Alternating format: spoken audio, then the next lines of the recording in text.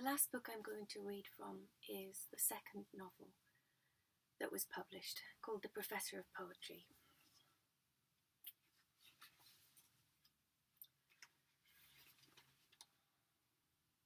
The first extract comes quite early on in the book, when the protagonist, Elizabeth Stone, who is a 50-something-year-old academic, has recently been diagnosed with cancer. The second moment of her convalescence, Professor Stone remembered clearly, was on an afternoon even gloomier than the first, a Sunday towards the end of December. She was at home, too weak to sit up, the apparatus of living gathered around her, attempting to read Paradise Lost, thinking perhaps even now she would see a way out of the morass that was meant to be her opus. More importantly, she was trying to read, an activity that had until recently been as integral to her life as food, though was now a statement of will. She had balanced the book on her stomach with the help of a pillow, resting the tips of her fingers at the bottom of the page, and had read for more than half an hour when the nausea became too great for her to continue. She let the book fall back, turned on her side, and saw a clump on her pillow. The hair looked violated, lying there against the cotton, fetal, untimely ripped, a sickly vestige of human or animal, rendered mute and expressionless in death. She didn't know why shedding this last piece of her hair should move her, because what was one handful when the rest had gone? Indeed, being completely bald might be an improvement, but for a minute she couldn't get her breath. She glared at the ceiling, daring the tears to brim over. Presently, her breathing became regular again. She repositioned the book and went back to reading, but Milton was being difficult and refused to stay where he was propped. She gave up balancing the book and attempted to read it flat, but her eyes ached too much. A wave of heat passed over her, and she hurled the book to the floor. She regretted it immediately, lay still for a moment, then turned on her side and tried to reach. She hung there, half on and half off the bed, grains floating before her eyes, then clawed herself back onto the mattress. Her heart beat so hard she thought she would suffocate. She tried again, leaning further, pressing her face into the mattress to no avail.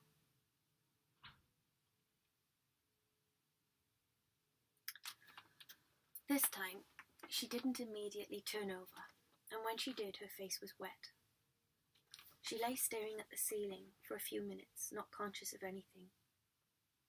What happened next was unclear. She was shuttling backwards and at the same time absolutely still. Afterwards she thought she must have fallen asleep, because she heard voices and saw people, but no time seemed to have passed. Then she thought she must have fainted, but that didn't explain how she could remember everything so clearly. Then she thought that for a moment she must have died, but there was no tunnel, no white light, no revelation, and the scene, far from heavenly, was very much of the earth. She was sitting at a kitchen table. The table was long and rough-hewn, and she was busy with some task there of great importance, but one that could better have been done standing, for it required leverage. The room was dark, perhaps medieval, and the walls whitewashed. Light fell from high windows. There were also children and a dog, and she was trying, in addition to finishing her task, to watch a baby who was crawling under everyone's feet. The noise was considerable, and she felt her work would not be so onerous if only it could be done in silence. Then a figure appeared and drew up a chair beside her. His face was dark and shrouded in something she couldn't pull back. He smelt of rain. He was wearing an old jumper. His voice was familiar.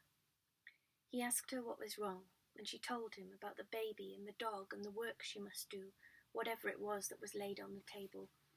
But he didn't seem to hear her because his face was blank. Then he put his arm around her neck and pulled her head onto his shoulder, and everything became hazy. The figure held her as though she was a child. She could hear his breath and feel his face in her hair, and tell how much he was enjoying it, breathing deeply and savouring the moment. She could feel the thinness of his body and the hardness of his skull, and her hands slipped from the table and lay in her lap. After a while she was too tired to hold herself away any longer, and let her head rest on his shoulder, and it seemed completely natural, as if she had always done this, or was always going to, and was perhaps even a little tired of it. For a long time she was nowhere, and everything was still. She couldn't hear the children or the dog, could feel nothing except an unearthly heat where he touched her, where his hand cradled her head, this charge, so that when he pulled away, her hair rose up and she was on fire and could hardly bear it. In a little while he asked her if she felt any better, and she nodded. In another he said, "Up to walking?" and she nodded again, though the thought of moving grieved her. Then she remembered the work laid out on the table. "Leave it," he said.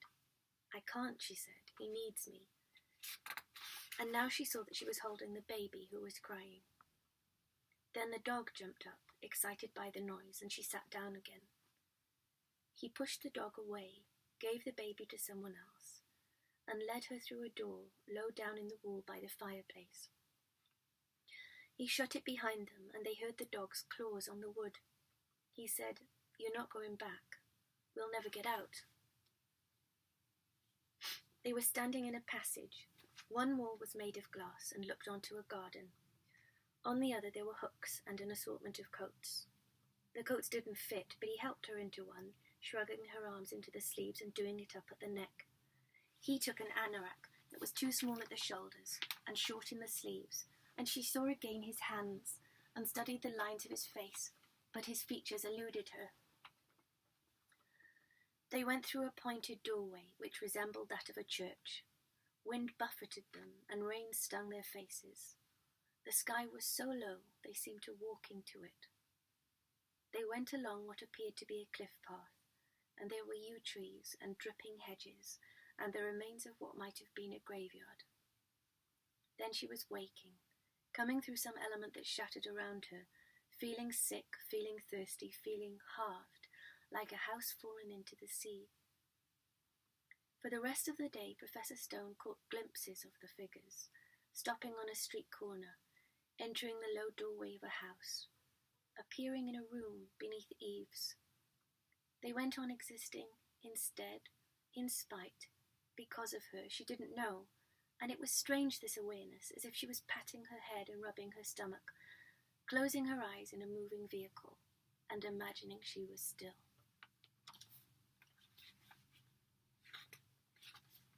The next chapter is called The Poetics of Sound,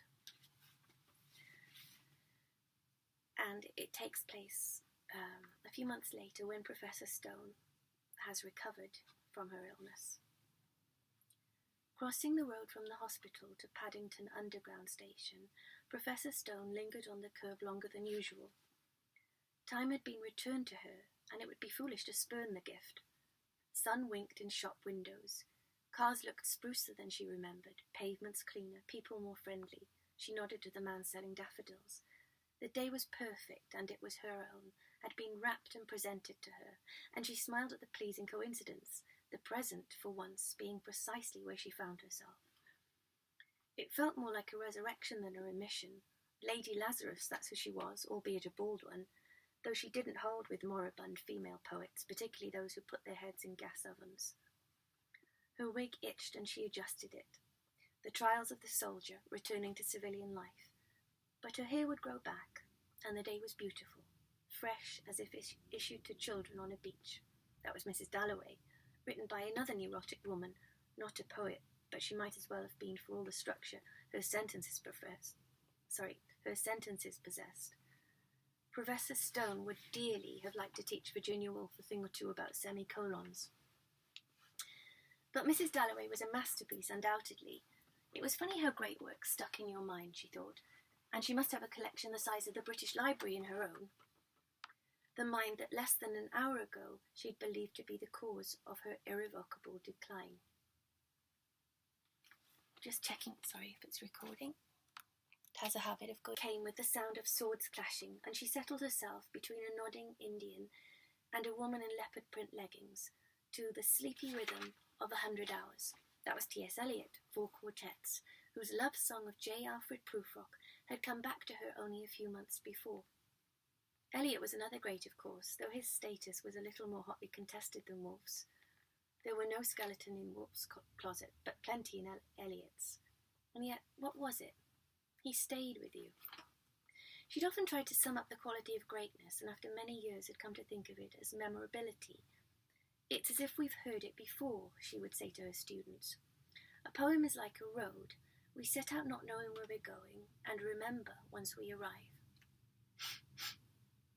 It was the sound of words that elevated them, not their meaning, she believed. You could get all the meaning you wanted from a textbook, but a poem's form was as important as its content, and at the level of great art, form and content were one. If her students pressed her further, she would say that great poetry separated from itself was recognition, which must mean that at some level something inside us chimed with its greatness, a universal database of consciousness perhaps, in which all things were known to all people. It was anamnesis, Michelangelo's account of love at first sight. The shadow of the Argo passing over Neptune's head, something felt indubitably yet inexplicably true. She changed at Baker Street, got off at King's Cross, and 10 minutes later was standing in the echoing foyer of the British Library. She had been spending her days here since finishing treatment, not well enough to be teaching yet, but hungry to be in contact with humanity again in however small a way. Walking to the locker room, she passed a man dragging his foot. A moment later, a woman in a wheelchair, and was alarmed once again by the amount of readers who seemed to be in some state of physical or mental disrepair. Oh yes, it wasn't just the physically disabled. She'd twice seen someone talking to themselves, and once, outside the cafeteria, a man with a bandage on his neck, gesturing wildly in front of the bronze statue of Mr. Punch. Was the life of the mind really bought at expense to the body, she wondered? Had her own brush with death been occasioned by such an imbalance? She deposited her belongings in a locker and pocketed the key. What had the doctor said? Visit a friend. Go on holiday. She'd always had a distinct aversion to holidays, even the 2-day kind at the end of each week. Take time out. What a strange expression. Out of where? Of itself? A voice said, Time and the bell have buried the day. And there, for the second time that morning, was Eliot. She was breasting the top of an escalator a few moments later, on her way to the humanities room, with a clear plastic bag, pencil and paper, when she stared, ran aground as the escalator steps disappeared into the marble floor, because there, in front of her, leaning on an umbrella that was tightly rolled, yet nevertheless tilted at a rakish angle, was Eliot, or at least a life-size cardboard replica of him. The bottom half of his body was turned slightly to the left, but he was looking to the right, and he had the impish expression she had seen in photographs taken on the beach in New England when he was a child. Appearing just then as he did at the top of the escalator, he had the air of an angel welcoming her to heaven, or a demon inviting her James Dean style to hell. Professor Stone was marvelling again at the number of poets Eliot had discovered when she saw, pasted to a piece of cardboard and looking rather dingy, a proof of Burnt Norton, the first poem of Eliot's late masterpiece, 4 Quartets. The quartets had reappeared in Professor Stone's life at odd moments, ever since they'd arrived 35 years ago, wrapped in brown paper and smelling of tobacco. They had proved to be, in Eliot's own words, a familiar compound ghost. Inside the brown paper had been a letter. As you know, it read, I'm not a 20th century expert, but I do find 4 Quartets strangely moving. As an amateur, you understand, and I thought you might too. Now these are meant as a gift. You're not being tested anymore. I'm just interested to see what you think. She had been consumed with fear, spent weeks composing a reply, finally spun some rubbish about time and timelessness, then gone around for a good many years denying the poem meant anything to her at all. She gave up on it again now and moved to the last display cabinet. Inside there was a photocopy of a handwritten page dated 1943, An excerpt from an article Eliot had written called The Music of Poetry. Eliot contending that we read Milton for the sound rather than the sense. She thought it strange she'd never read this essay, having read virtually everything on Milton that had been published. Then she understood. The paper was in the Highland Bequest in the archive of King's College, in the city where she herself had been an undergraduate. She'd never known there was Eliot material there. He was talking about the cumulative effect a poem could have by means of sound and rhythm. The senses are used to convey something beyond sense, she read. In reading Pericles, I have a sense of the pervading smell of seaweed. Professor Stone frowned. Then she rummaged in her bag for paper and pencil and went back to the cabinet containing the extract of burnt Norton. It was just an idea. It might be foolish, but she had to try it out. She spread the paper on the glass and began scoring the lines, marking where the stress fell. Time present and time past are both perhaps present in time future, and time future present in time past. A few moments later she stopped, and her heart beat hard. There was a pattern, a faint one, but a pattern nonetheless. She knew that marking prosody like this was considered old-fashioned now, though it was something Eliot himself would have prioritised. After all, he'd proposed the theory of the auditory imagination, a theory which he defined as a feeling for syllable and rhythm, penetrating below the conscious levels of thought. The idea that the musical qualities of verse possessed greater power than their verbal counterpart was an old one, of course. Milton himself discussed it in At a Solemn Music and Ad Patrem, where he spoke of voice and verse as harmonious sisters, capable in their mixed power of endowing dead things with inbreathed sense. He believed that a return to the Golden Age, classical Greece and the Garden of Eden, could be effected through reuniting the divergent arts of music and poetry. One was reminded of the grand unification theory of physicists, she thought, which claimed it was possible to recover the instant of the Big Bang through the discovery of a particle that unified gravitation, electromagnetism, and the strong and weak nuclear forces. Professor Stone believed that in general, art forms degenerated when they attempted to emulate one another. Music could handle words rather well, as opera and even some types of popular music demonstrated, but words could not, on the whole, she believed, do music's job. There were successful examples, most notably parallels between the symphony and the novel, Ulysses being the first that came to mind, but not many. She'd always believed that the quartets were an exception, however, that they really did manage, in places, to come close to the effect music produced on a listener. What now occurred to her for the first time was that this might have been the reason they had made her so uncomfortable when she initially heard them, the reason they had felt strangely familiar. Could it even have been the reason she felt she'd understood the poem, but couldn't explain what she understood?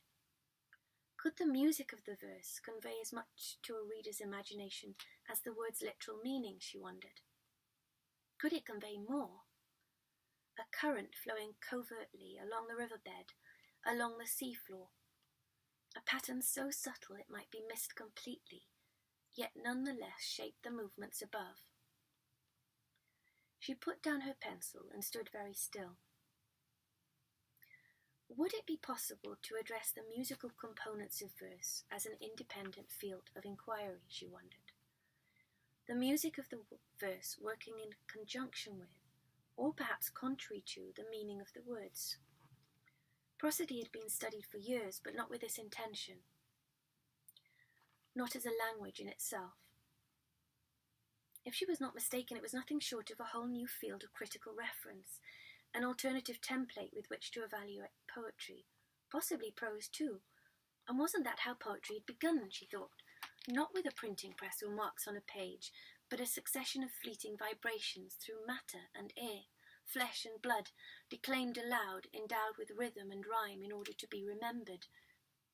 Was this what she'd been looking for, the germ that would fructify, the promised seed? Not words, but music, a poetics not of difference but of sound. Sorry, the computer's gone black again. Don't know how to stop it doing that. Her hands were trembling. It would be difficult. It might be impossible. She looked again at the paper. The starting point would be the Quartets and Eliot's ideas about the auditory imagination. That would be the template with which to evaluate other poems, she decided. She glanced again at the paper on Milton. It had been written at the time Eliot was composing the Quartets, not many years after he'd evolved his idea of the auditory imagination. She would have to see it, and that would mean returning to the city of books, a city she hadn't visited for more than 30 years, the city where the reader dwelled who had said he would be watching her. It wouldn't take more than a week to inspect the paper, if she went. She would tell him that was why she'd come back. She would state it clearly in her letter to him, was already imagining how it would go. Because he would have to be notified. It wouldn't do to bump into him by accident. No, they would meet. It would be unavoidable. Peculiar if they didn't after knowing one another all those years ago. She would stress that it was purely coincidental that her research had happened to bring her back, that it'd be pleasant to meet if he wasn't occupied. Indeed, she would value his feedback on the project, that he might be pleased to know she was finally bringing herself to write about the poem he had posted to her. But she would understand if he was busy. He must not feel obligated. If she got a reply, all well and good. If not, it didn't matter. Perhaps she could not, after all, expect someone she'd known 30 years before to remember her. But she hoped he would, because then she could present it to him, her masterwork, and he would see that the wait had been worth it, that his hunch had been good. She forgot about the humanities room, was on her way back to the lockers. And wasn't a trip to the country exactly what the doctor had ordered? Hadn't he suggested visiting an old friend? And what was Professor Hunt, after all, if not a very old friend? Though perhaps friend wasn't quite the right word. Words were such awkward commodities. Acquaintance, then. She wiggled the key frantically in the locker, then realised it was open. The door clattered backwards, and she retrieved her bag and mackintosh. Her hands trembled as she belted it. And no wonder. What a day it had been, the revelations of the morning eclipsed by the discoveries of the afternoon. She walked quickly through the piazza, her shoes picking their way through the shadows cast by flagpoles and chair legs. At the gate some young people were bashing out When I'm 64 on a black upright piano, one of many that had been dotted around the city this spring as some sort of initiative by the civic authorities. The music as strange amid the blare of the Euston Road as an armchair in a ploughed field. A poetics of sound. Professor Stone knew as she stepped between the gate pillars that this was what she had been looking for. It would be controversial. It would be brilliant. It would be original. It would, indeed, be her masterpiece.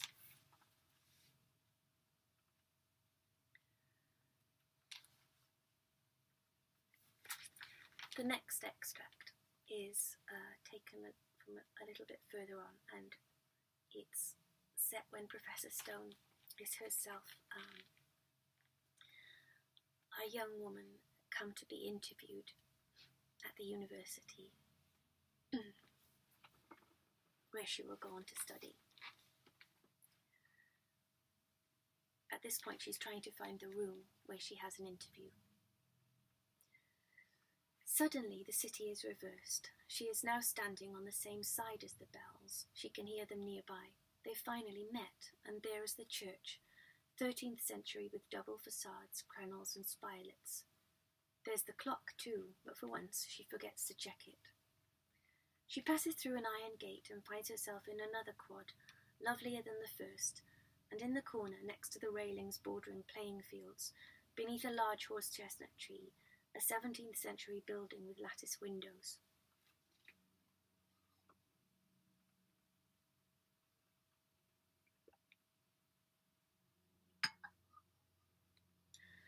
She follows a path to stone steps leading up. There is a double door, and beyond that another. The smell of polish and wood and something else. The concentration of time in public places, which, unlike that in private ones, accretes itself with a cool disinterest. She passes along a corridor, one side of which is walled in glass.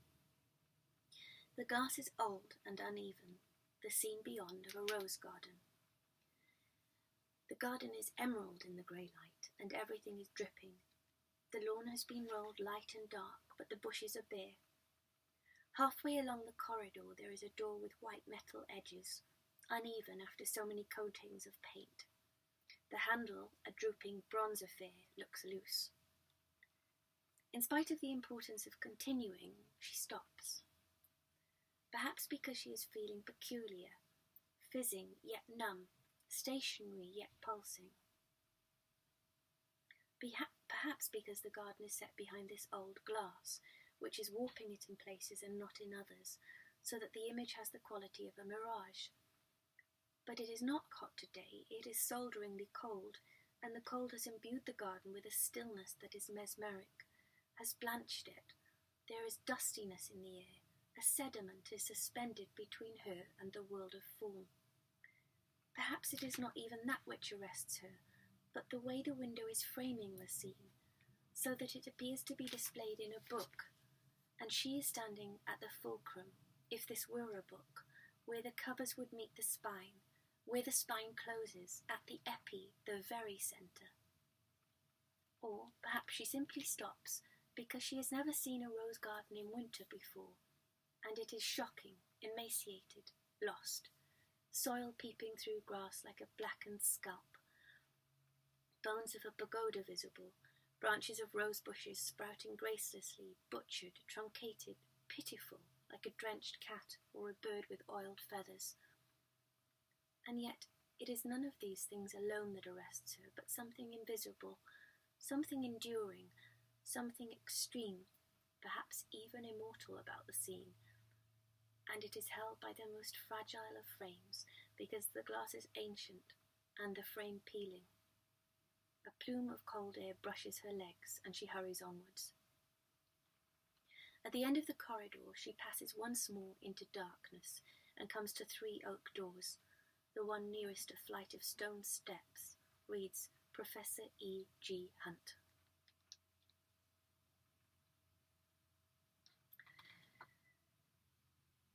She has found it then, and she is floating now back down the corridor. This time she has the impression the garden is watching her, and its stillness is an indictment. She goes through the door at the end, and a bird rises, calling. She finds herself in a small kitchen.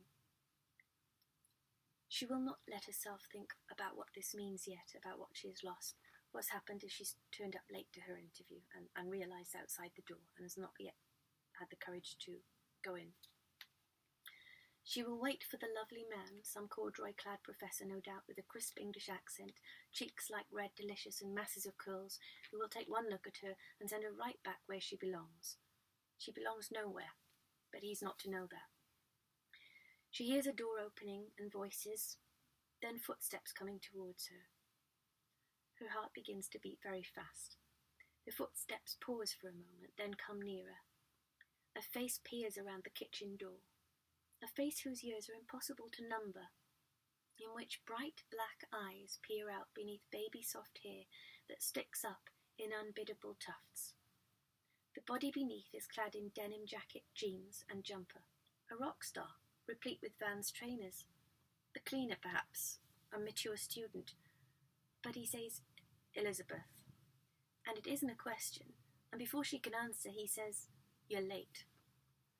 The chair scrapes as she rises. He says, follow me, as if she would be wise to do so, but she should be prepared for the consequences, so she does, back down the corridor, follows him like a sorcerer to his cave.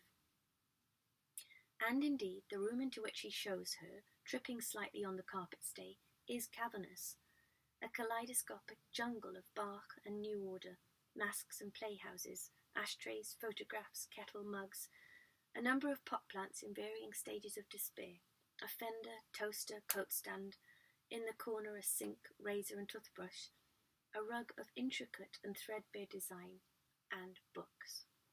New, stiff, bent, stained, coverless, ravaged, unsullied, sloping fraternally and amorously interleaved, rudely splayed or tightly bound, towering ambitiously and fallen, regimented, straight-jacketed, whispering, confidential, slanting towards and away from one another, spine to secret spine.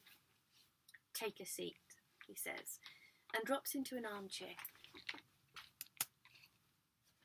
that has seen better days. She perches on the edge of the sofa.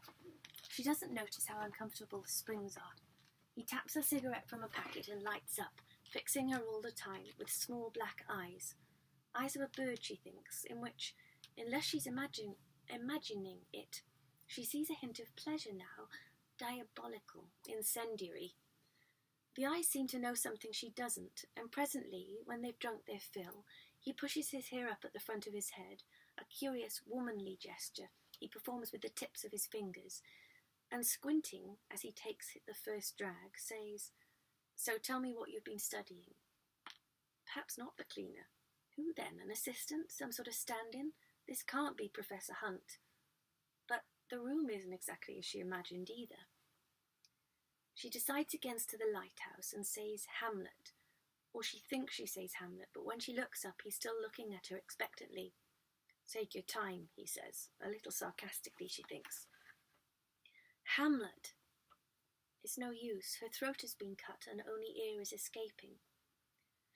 He's turning, searching for papers, perhaps giving her time and pretending not to notice, perhaps telling her he's things he could be getting on with. She loosens her collar. Hamlet. But the word is no more than a whisper. He looks at her. "And what do you think of Hamlet?" "He's riding a wave," she says. "The play reaches high, and then it tumbles down. Hamlet knows where he's going, but he can't do anything about it. It's as if he's writing the play he's in." She says all of this and more, but none of it is audible. The words are a light breeze passing on its way elsewhere. He taps the cigarette and sniffs. "I see you've got something there." It's A Sparrowhawk, the poem by Ted Hughes. Finally someone's noticed. But what's the use now? She can't speak. She tries again. Her breathing is getting laboured. He stubs the cigarette out and says with some finality, "It's okay." The words hang in the air along with the smoke. She swallows them and is grateful. Her body slackens. Her hands rest in her lap. They sit in silence for a minute, and she can see herself, her feet amid the swirls of the rug, her hand against her grey skirt, as if she's looking at a picture or an engraving. Then he's getting up, saying, "Have you read Shakespeare's sonnets?" and fetching a large volume, leafing through the pages. A quietness has come over him now, as if his moment too is past. Perhaps he's relieved to have got the interview over, an easy one, no doubt, no hard decisions here. So she doesn't understand why he's keeping her there, or why he comes to her side and kneels beside her, holding the book open. But she sees that it is beautiful, decorated with beasts and cherubs and creeping foliage. Shakespeare's sonnets, say black curling letters, and beneath them are others. To the only begetter of these ensuing sonnets, Mr. W.H., all happiness, and that eternity promised by our ever-living poet, wisheth the well-wishing adventurer in setting forth, she reads. His hands are trembling. She's surprised. He doesn't seem to be the sort of person who would tremble. It's the first time she's noticed his hands, blotched, swollen, womanish. Hands that look as if they'd just been taken steaming from a bowl of hot dishwater. The hands are barely touching the page, just supporting the edges. When he turns it, it is as if a breeze has lifted it. Something flutters against her, something she's forgotten. Then he begins to read.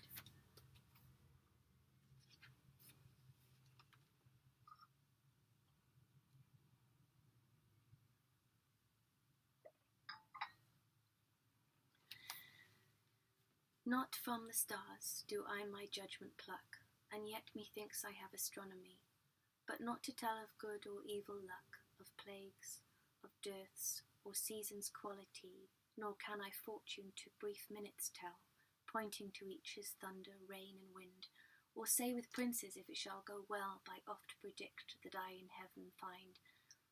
But from thine eyes my knowledge I derive, and constant stars, in them I read such art as truth and beauty shall together thrive. Elizabeth doesn't do love poetry. Of all the types of poetry there are, this type she does not. The comparisons to summer days, food and drink, music, topless towers, ever-fixed marks, silken lines, hooks, and wandering barks are all lost on her. She does not believe in the insubstantiability conveyed by the beloved's kiss, that hearts can break, contain treasure, or possess keys.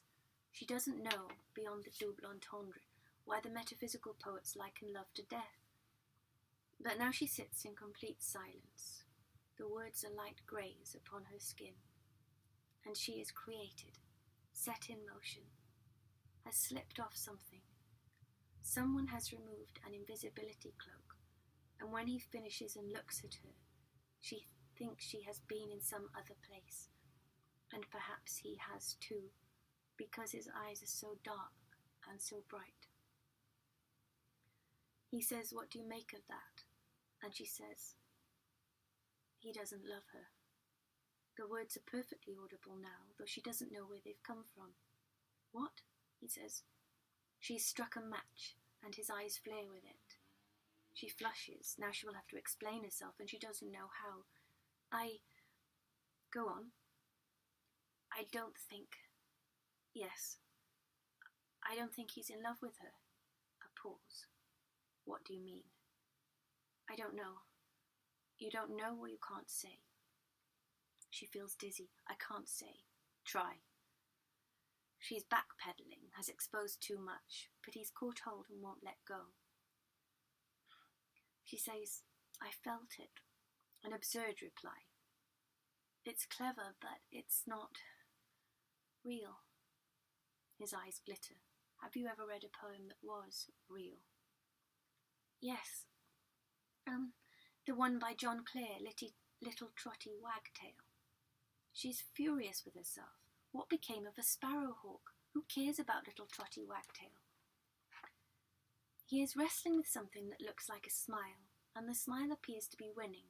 It's interesting to watch. But it's beautiful, she said. If I could write something, I'd write it like that, cold and clear. Would you, he says. Yes. She looks down. He gazes at her a full 5 seconds, and during that time she doesn't feel she possesses clothes or skin, but only internal organs. Only knows that no one has looked at her this way before, and is sincerely grateful they have not. Then he begins to read again, and she begins to float. And whether it is the effort to concentrate, or the stillness of the room, or that he's now resting the book on her lap, the words begin to stretch themselves across the room, or it may be a firmament, and the word spheres, because music's a better way to describe the sounds that are lapping around her now. Throbbing multitudes, spheres, words, and room swimming together, his voice dark, the paper pale, the letters flesh. Or is the flesh letters? He is speaking, going ahead. Or is it she who is speaking, and he coming behind? She is prostrating herself, and the words are pattering like raindrops in a wood. Then she hears a voice say, "Are you all right?" And he's propping her up. The words collect themselves. The firmament vanishes. There is a humming in her ears. "You passed out," he says. "I haven't eaten," she says.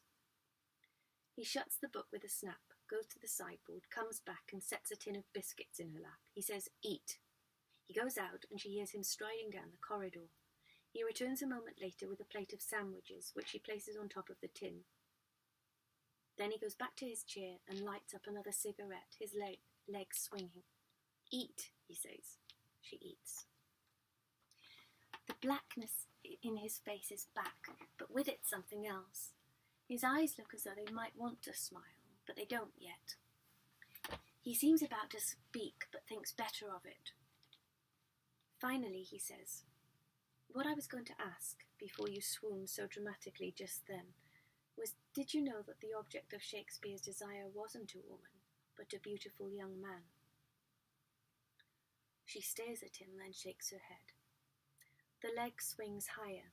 The mouth is twitching again, but she still can't see anything to smile about. He looks out of the window. "Did you know that the circumstances surrounding the printing of the sonnets, the dedication to Mr. W.H., and the reference to the poet as ever living, and the fact that the name Shakespeare is hyphenated, all fundamentally alter our understanding of the historical figure that is William Shakespeare?" She shakes her head. Ignorance doesn't matter now, whatever she does or doesn't say. "Well, that's the sort of thing you'd be studying if you came here," he says. And he ruffles his hair, taps the cigarette, crosses and recrosses his legs. "Would you like to do that?" Her heart understands if she does not. Her heart is murdering her. He shoots her a look, and she catches a whiff of the infernal smile. He is grinning now, and it is diabolical. I'm going to stop there, not to give any plot away, and go on to another extract.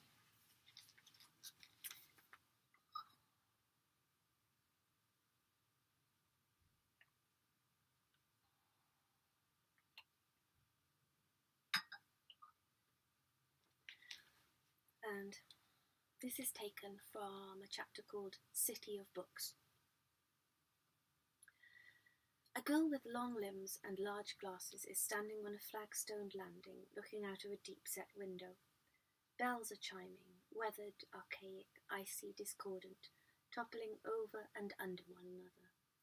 The sound comes from nowhere, and then it departs, and the hour remains, though it, like the sound, is invisible. She hasn't seen any of the bells yet. Perhaps she should look up. Perhaps in one of the towers at the top of a steeple she will see them. But she prefers it this way.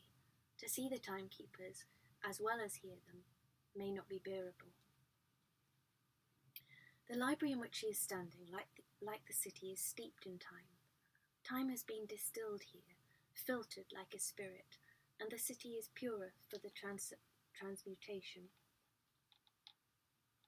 Walking beneath the shadow of its walls, stepping from doorways into light, gazing from roofs upon ramparts that in places still bear the scars of arrows and cannon fire, witness to the attrition of centuries, the corrosive yet calming tax the elements exact, it's possible to believe that the currents of history have been made peaceable by the clamour of rain and wind, the ardour of the sun's heat.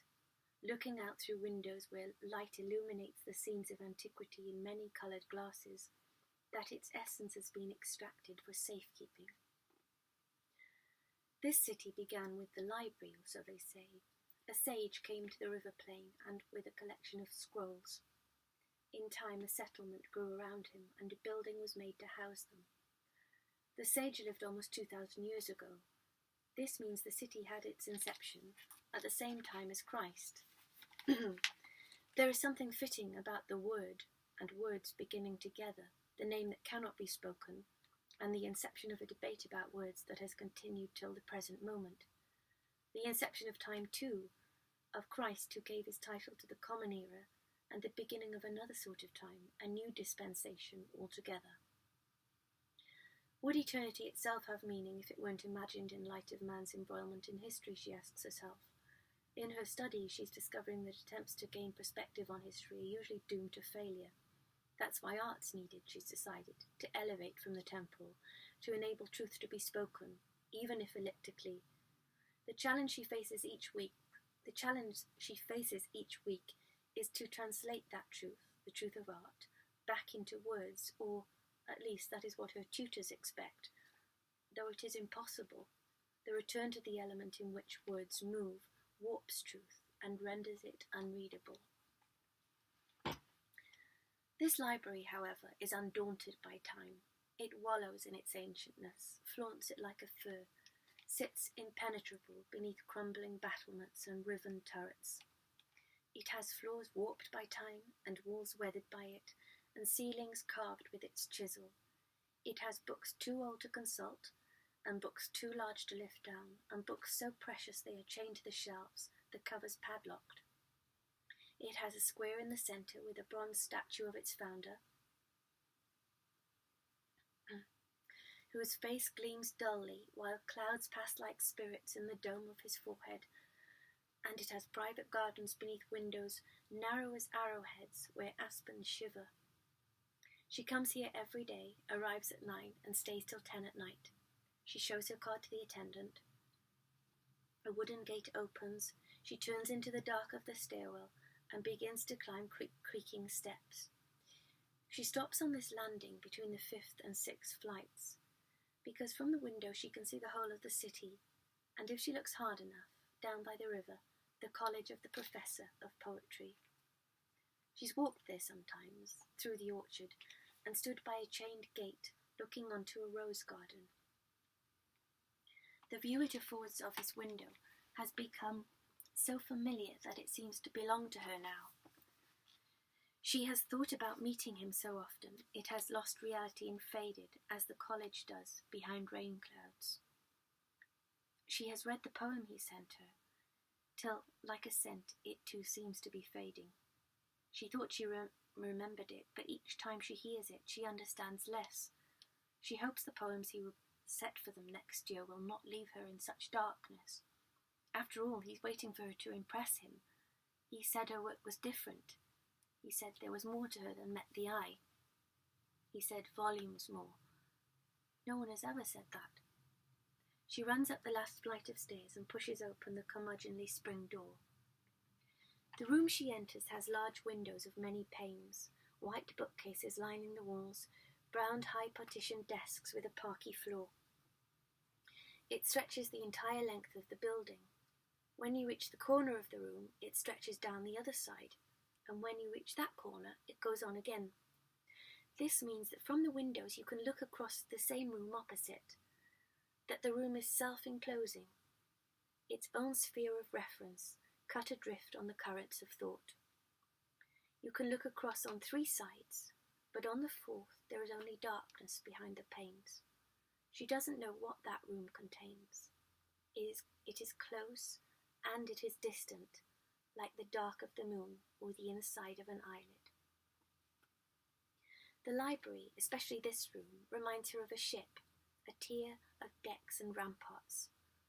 Lulled by the scratch of the moon-faced clock, you can look out at the clouds, and it appears to be sailing, the windows those of a galleon, and beyond them a rigging of rooftops and masts. She has become friends with it now, feels a magnanimity towards its foibles and idiosyncrasies, its smells, moods, foolishness and sadness that she doesn't feel towards people. There are as many moods of this library as there are rooms, and rooms exist here as cells in a body, small cavities of industry and conversion, creation and transportation, and between them all runs an intricate arterial network of corridors, pulleys, and lifts. There is Sir Godfrey's, dark-ceilinged, filled with the smell of pencil lead and warm wood, pierced by needles of light that fall from narrow windows, across the floor of a vaulted tunnel of narrow bays leading through the proscenium to an inner sanctum, a holy of holies, chamber of staircases, balconies, and ladders unfurling height upon height of still more books, a magician's tower and Aladdin's cave, where coloured light from jewelled panes falls upon pages not to be touched with bare hands, yet poured and wrinkled and smelling like skin. Upon letters written by men so long dead their tongues have become obscure and strange-sounding, but are themselves illuminated, and stand up quick and brilliant as if the ink has not yet dried. There is a round sandstone building, a single room, and above it another, beneath a blue dome, where on winter mornings sunlight falls in golden slabs across burnished walnut, and at evening each desk is a honeycomb around which galaxies pivot and coalesce, where, when sitting by the barred window and looking out, the lamps appear to be globules of light in deep water suspended on chains from untold fathoms above. There is the Aeolian, encircled by winds, with its gold swing doors, marble pillars and red carpet, view of white city hotels and passing traffic. And there is the Faculty, with its anodyne blonde bookcases, newfangled flooring, and low ceiling, papered with lost sunlight. And there is the cold concrete underworld of pipes, alleyways, and trundling bookcases that comprises the intestine of this magisterial corpus. The basement is the only place she doesn't visit unless she has to. She does not want to see the workings of this organism, for unlike a real body, the insides of this megalith are silent, except for the tinkle of a fluorescent bulb. Who knows what noises of one's own might arise in such emptiness? It's gone black again.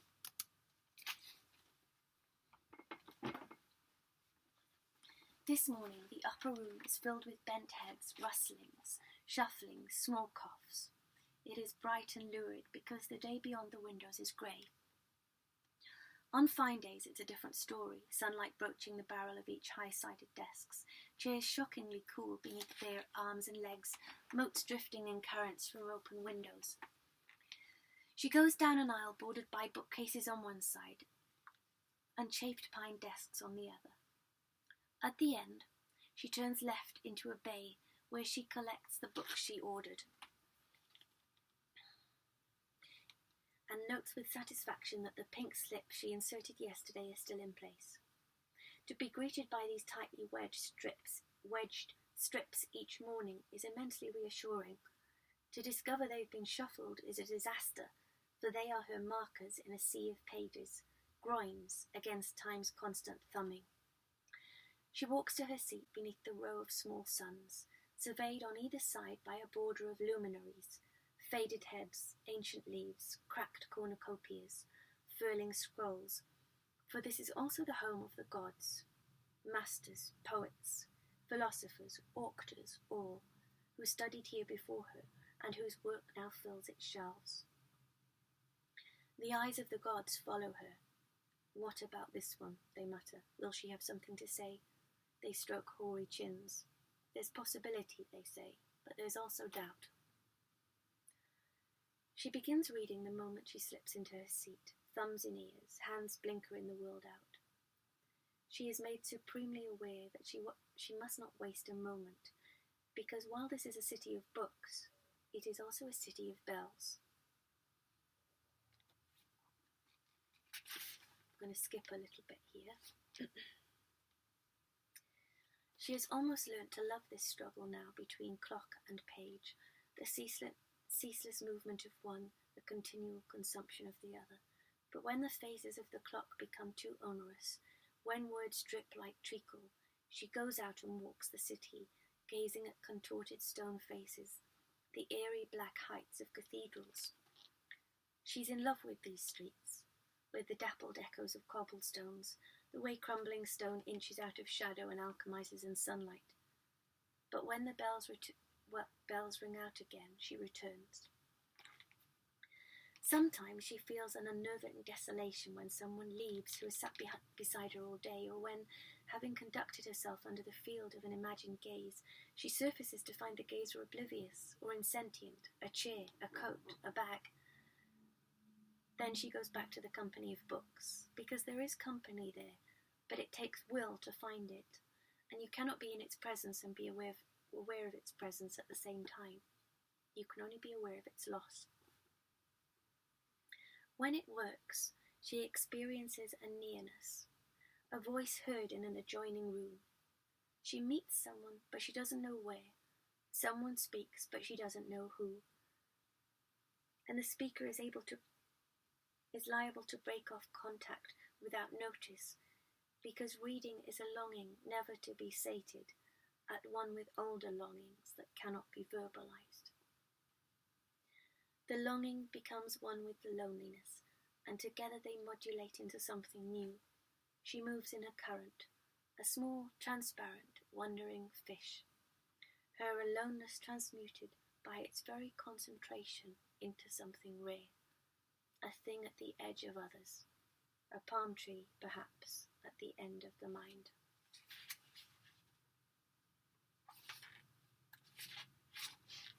The days have been getting darker. Upswept clouds line skies vacant with cold.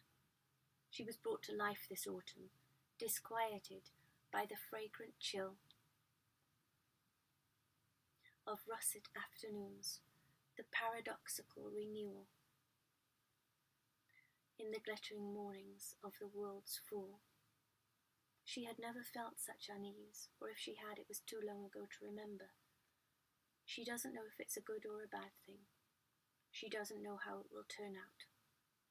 All she knows is that there have been moments, at midnight alone in her room, a night in the upper room when the fluorescence was unreal, a morning in the round room when frost and fire whitened the square, an evening when in the window's reflection bicycles sailed past reading lamps and passers-by through avenues of bookshelves beneath crenellated arches of pine and of teak, while readers, in a subaqueous dream, rotated on a merry-go-round of books.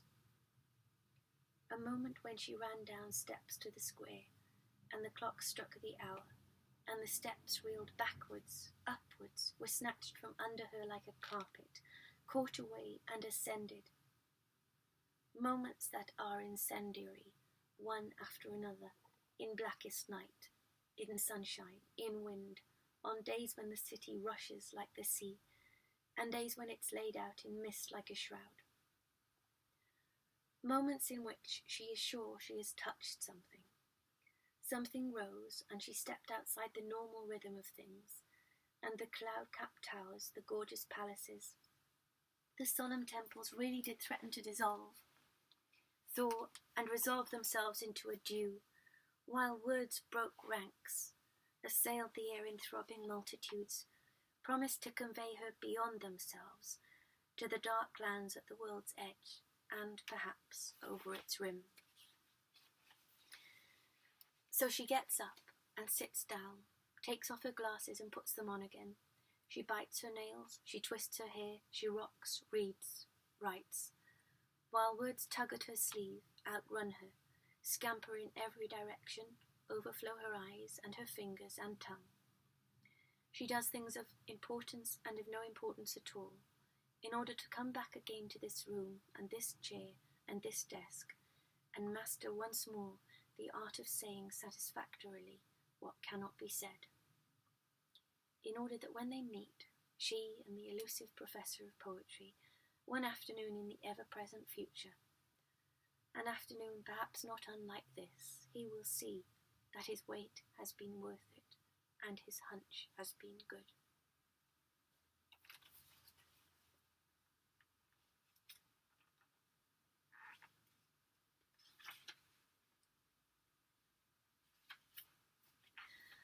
This next extract takes place when Elizabeth is a child, quite a very young child.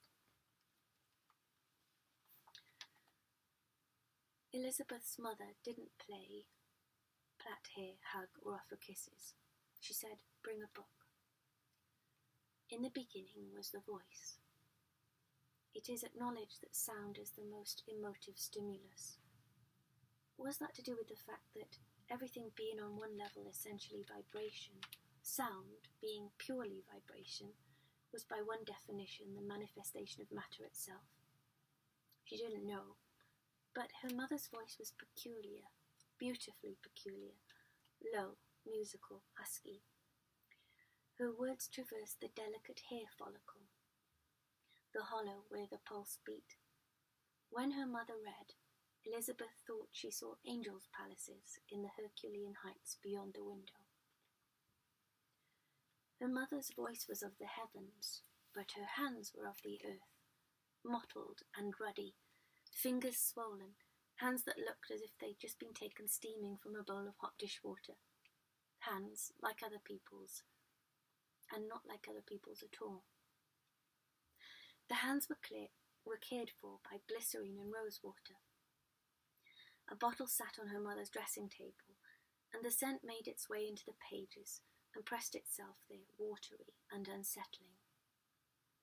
The hands didn't hold the child's, they held the pages as if they were living, barely touching the paper, but the arms, in holding the book, came around the child also, and leaning back she could feel her mother's chest rise and fall, smell her hair, and if she turned her head, hear the watery caverns of her heart. The books creaked when they opened, gave off soft plumes of mildew, sharp whiffs of damp, the muskiness of smoke, savouriness of skin, of things that have set up colony, meant to go elsewhere, and found themselves here instead. The pages were furred and they were patterned. Sometimes they were lacy, like the bubbles left by the sea when it retreated. Sometimes scribbled like the sand at high tide, and sometimes they were wrinkled, like the bay. When it lay so long with the water, it came to resemble it, as lovers after a lifetime come to resemble each other. In the beginning was the voice, and the voice moved over the face of the deep, and the deep veiled and unveiled itself, and her mother's face was also shrouded. She did not remember it. She remembered her mother's hands, their blotched frailty, the slender knuckles, the milky half-moons. She remembered her mother's hair, coiling and muscular, feral and sharp-smelling. She remembered the long lines of her body folded on the threadbare divan or the window seat, lines so faintly drawn they appeared to peter out altogether at points. But her mother's face was a mystery. Her mother read aloud to Elizabeth or the air, she was never sure, and for that time she was taught like a kite on a string. She was borne on high, she was woken. Her body was warm and her body was light. She could not hear people passing, or children or dogs, or cars or wind, or the rain or the gulls, and on the coldest day felt nothing but heat all around her, this charge, and for that time suns rose or set, meals came and went, clocks chimed, the sea churned or glittered or sighed or spat, but they were steadfast on their rock and unmovable. These were the moments other things clustered around, when life stepped out of its rhythm and lingered a while on the shore. At last the words gave way too, and became merely a pattern taking place within something larger, in which dark and light, night and day were portions of a day longer and more elaborate than most people ever know. The woman and child read in the bay window seat, looking over the beach, stretching for miles one way and miles the other. To the left a road wound uphill past walled gardens to a church on the cliff. To the right a path led down to the beach. The sill was white, and so were the sashes, the glass the old type with imperfections. Draughts of salt air shuttled through, the panes rattled, sometimes they spluttered, and in summer they stood open to the wash of the day. The bay of the window framed the bay of the sea, arranged it, changed it, opened it each morning and shut it between covers each night. There was nothing to be seen then but the itinerant headlights of a car, the eye-beam of the lighthouse, or the moonlit edges of furling water. The picture opened and shut, the window lightened and darkened, but the books, taken up and put down, didn't really end or begin, but like the sea below, erasing the sand only to inscribe it again, only appeared to. The words could not die because they were patterned, and hence endlessly memorable, thumbed in the child's mind like a rosary of hope. In the beginning was the Word, and the Word was with God, and the Word was God. They read that in one of the books, not a book of poetry, but it might as well have been for the rhythms it possessed. Words were a god the woman and child prayed to.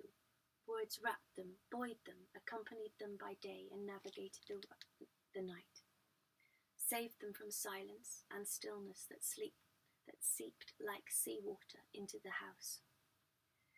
In the nave of a church on the rocks above was an effigy called the Word. He was a baby there, held by a woman. The Word made the earth, her mother told her, and everything in it. And when the earth was formless and waste, the Word was moving across the waters. When he had grown, he came to earth to speak to people. He calmed the sea and walked upon it and opened it for a tribe of people to pass through.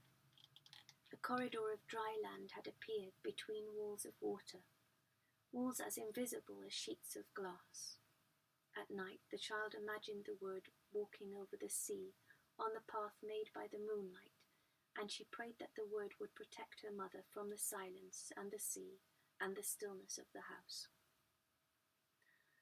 Years passed, pages turned, waves rolled over. The sea watched and waited.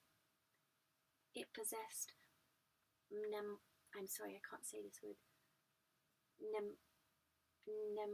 of its own, rhythms it would teach in good time, scores to orchestrate and to settle. In the books they read, there were stories of adventurers who set forth on the sea and did or did not come back. Aeneas, Ahab, the ancient mariner, Pericles, Sebastian, Viola, Odysseus, and the child journeyed too, because the books were not meant for her. There was no concession to age. The words wove a web of sound only, were stepping stones, drawbridges, cords leading to clear, shining spaces. Her favourite book had a red cover and a picture of a woman with long burnished hair sitting on a white horse. A knight in chainmail leaned towards her. The knight pledged fidelity to the lady, and the lady pledged truthfulness to the knight, and the knight went journeying to the dark lands beyond the world's rim. The child did not know where the dark lands were, but she thought they might lie beyond the lip of the sea, where it curved slightly at the horizon. She often found her mother watching that line, but when she asked her what she was watching, her mother said nothing. On clear days, the child felt she could touch that curve, but her mother said that even if you sailed forever, you would never reach it. It would just keep getting further away. It was a brave thing then to journey there, and this was what love did. It made people brave. Sometimes it seemed to the child that her mother went to the dark lands, though they were sitting side by side. Her eyes dimmed. She did not hear or see the child. She saw something else. Her mother could disappear instantly, so each sentence, each page was a marvellous thing. Her face could cloud as suddenly as the water in the bay, so when she read, the child was as quiet as the grave. Though the sea below took great breaths, and so did the night, and came rushing around her at the moment she slipped into sleep, lifting her up. When she was older, she tried to read to her mother, but she read in fits and starts, wrecking the music and breaking the line, weaving a spell, but as often as not unravelling it again. Sometimes her mother returned from the dark lands to sit beside the child again, but more often she couldn't keep the bobbin humming, the line taut. The child looked on then at what she had done, what she could not do.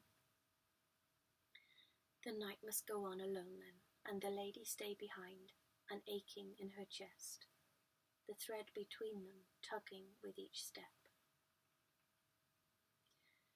The professor pushed these thoughts away as she pulled the armchair to the window. She knew how to get the better of words now, had done battle time and again, dredged them up cold and inflexible from dry, dusty places, pieced them together and set them humming. In 7 days God created the world. Well, she had twice that to create her masterpiece. The ghostliness, the aching, merely reminded her that time was passing, words were waiting, that she must begin. She stretched out her legs and removed her glasses. Just before sleep took her, she thought she heard the sea rushing again. Beyond its rim, the dark lands lay, infinitely close, yet infinitely distant, not meant for her and meant for her alone. But for some reason, whether because the journey had never been quite so momentous, or the prize quite so glittering, they did not appear to be dark any more, but, on the contrary, filled with remarkable light.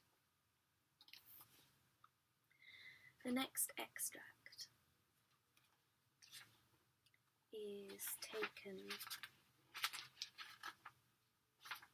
is quite a short extract, and it's again set when Professor Stone is a young student at the university, and it's about summertime. There is a light, a certain hour of the day, and actually I think this is the first passage I wrote when I started writing fiction. The first passage of the big book that didn't work, that I had to scrap, but from which the 3 novels then came. I think it all began here. There is a light, a certain hour of the day, when activities recede into stillness and equality in the air changes. In summer it is from 7 to 8, in winter from 4 to 5 o'clock. In the city of books, the change is so gradual and so slight as to be almost magical, the shifting sensed rather than noticed. The light doesn't blaze out, only to swiftly decline as it does in hot places. It doesn't break across the sky in colourful violence as it does near the point where the lighthouse flashes. It lessens, it hesitates, it imperceptibly mutates. After the sunlight hours in the garden, after the bustle of the high street, a warm front, a dusk front moves in. It seems to come from the river.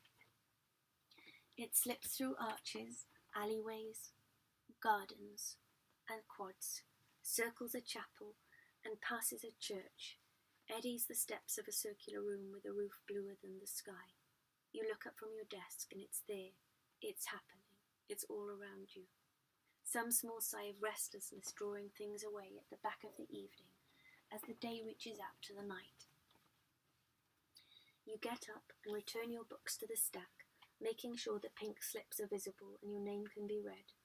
You collect your pencils and papers, which for a time were at home here at this desk the sun picked out, sweep them into your bag, and leave the desk that was yours for a day, and the evening is beckoning, gusts shuttling along cobbled streets, interlacing themselves with smells from college kitchens, bells calling to evensong, and something pulling, drawing hand over fist, through air suffused with pigments of light, light changing even as you watch but cannot see.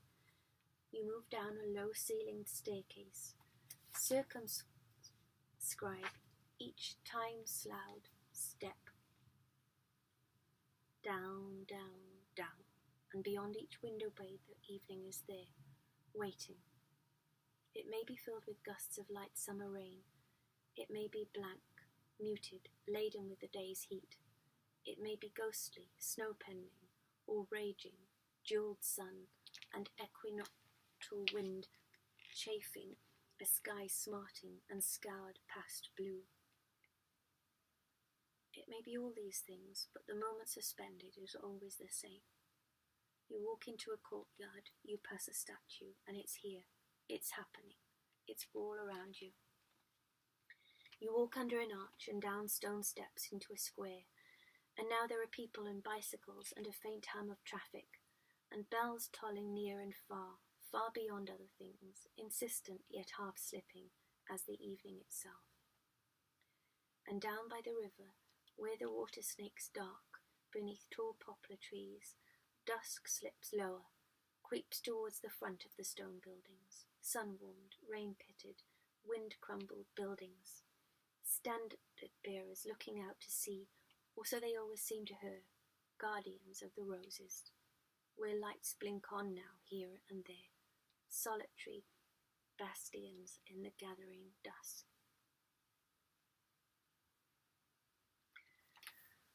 The next extract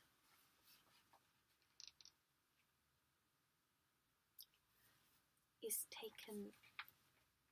set in the present when Professor Stone is once again staying in the city and the university to research her thesis.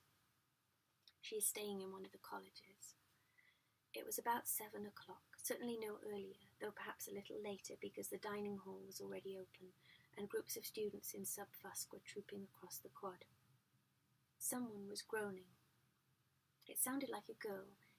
In fact, she was grunting. The sound was truncated, spasmodic, as if she was in labour or straining to pass a stool. The rest of the world abruptly fell silent. Heat enveloped the professor, and she became very still. The sounds continued, helpless, abstracted, supplicatory. She couldn't hear the boy. Of course, it might be a girl. One never knew these days. The first time she'd heard such sounds was from the girl who'd lived next door to her in her first year at university. She sat against the wall, tuned higher and higher, but though the lovers snapped, she did not. She was shaking by the time they'd finished, weaker than if she'd run a marathon, and emerged the next day possessed with a knowledge too terrible for words. The world a new place.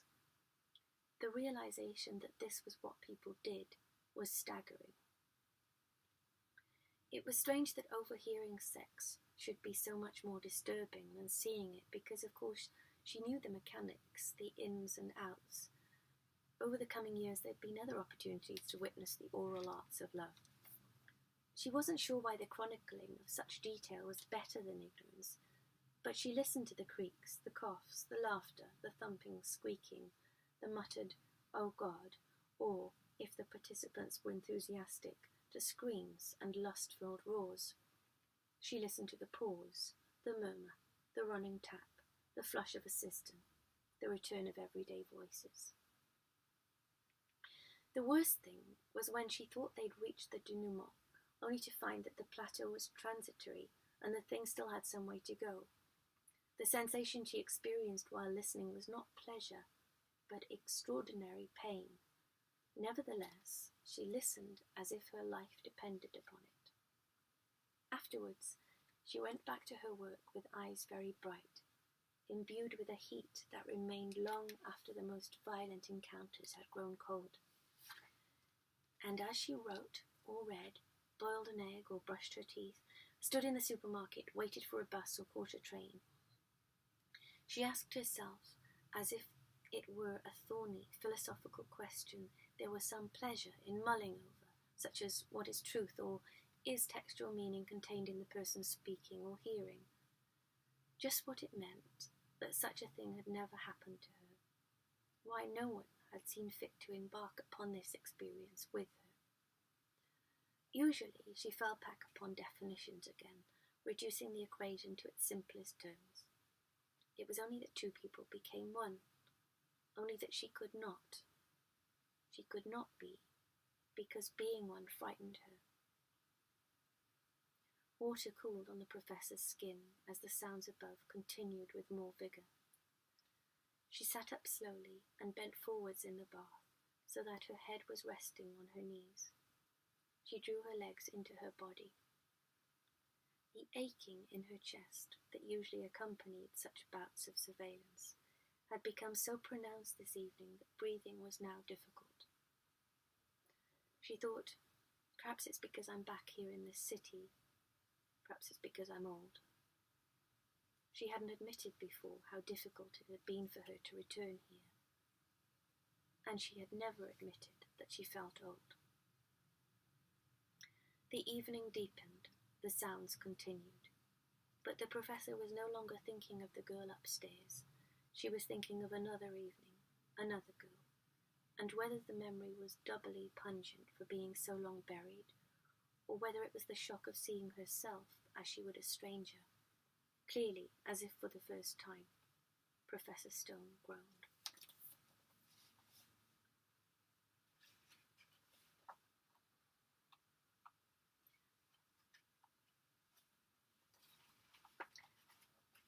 The next extract is a short chapter. It's the first tutorial the young Elizabeth Stone has with Professor Hunt, her tutor, in her second year at university. And it's called, taken from the title of a poem by Thomas Wyatt. The chapter is called Whoso List to Hunt. He is talking about Sir Thomas Wyatt. Bells are tolling. Gusts are lifting the horse-chestnut branches into a grey sky. Edward Hunt's room is as she remembers, perhaps marginally neater, a result she guesses of it being the end of term rather than the beginning, as it was when he interviewed her. They are sitting on the embattled sofa, a few odd chairs and the threadbare rug, the chosen apostles arrayed at his feet, breathing air heavy with tobacco and the mealy smell of books. She glanced at him once as she entered. So, there he was. She remembered now. Then she found a place in the corner between the sofa and the window and didn't look up. They're veterans now, second years. She's waited for this moment and finally it's come. But it's not as she imagined it would be. The college is as it was, the porter, the quad, the glass corridor, the garden of roses. But the professor of poetry, Professor Hunt, is not the same. He is waggling his boots, flicking through his book in heated flurries, surveying them with all the tenderness of a wolf. What's more, he doesn't appear to have noticed her. Has he heard about her exam result? About how her right hand didn't recover for weeks? How she could only drink sugar and hot water? How she forgot what day it was, where she lived, even her name? If he knows nothing else, he must have heard about her mark. All the tutors did, and at the thought of this, pleasure washes over her with sickening relief. The wave is followed, however, by a dart of fear, because from such a victor, what feats will he expect? This very hour, she must reassure him that she will not let him down, that he was right to choose her. She must raise her hand and say something that will stagger him with its brilliance. It's gone black again. She must somehow find words, but he is saying, in a dark voice, and words in a society where the monarch is God are a dangerous commodity. Then he begins to read, and she remembers something else now, the way he holds a book, breathes more deeply as he reads, and how other things fall silent. Whoso list to hunt, I know where is an hind, but as for me, alas, I may no more. The vain travail hath wearied me so sore, I am of them that farthest cometh behind. He rests the cigarette over the ashtray, the tip quivering. She'd forgotten that his hands shake. Why is that, she wonders. So, he says, what do we think of that? The fact is, she thinks a lot. She could give an entire lecture on this single sonnet. She has thought of little else for a week, and the page in front of her is a medley of black, red and blue ink, a tissue of the sides. But now she has seen him again, everything is different, and it seems looking around, she's not the only one who's struggling for words. Her fellow students have been stunned into silence by this man who looks more like one of them than a tutor, refuses to be called anything but Edward, smokes cigarettes back to back, swears like a sailor, wears bother boots and clothes with holes in them, and looks as though he could detonate at any moment. As the silence continues, he slaps at the arm of the chair, growls, "Come on, I'm not here for the fun of it." And now it's hopeless, no one can speak. So he scans, hunting his first victim. She ducks her head, heart battering her chest, but she thinks she's safe. The armchair is partly obscuring her, though he may be able to see the top of her head. What happened to her plan to impress him? Her comments, the page crammed full of them, just waiting to be said. "Marcus," he says. Her shoulders sag with relief, and she opens her eyes again. Marcus coughs, his knee bouncing up and down. It's quite claustrophobic, isn't it? I don't know, you tell me. Well, yeah, it is. The professor taps the cigarette exasperatedly. Okay, we have a sense of enclosure, poetically, politically, personally. What else? Kirsty. There's a danger in pursuing the thing you want, because it's taken by someone else, the girl says. Good. He takes another puff. And who is this someone else? King Henry VIII, someone says. Right. Anything else?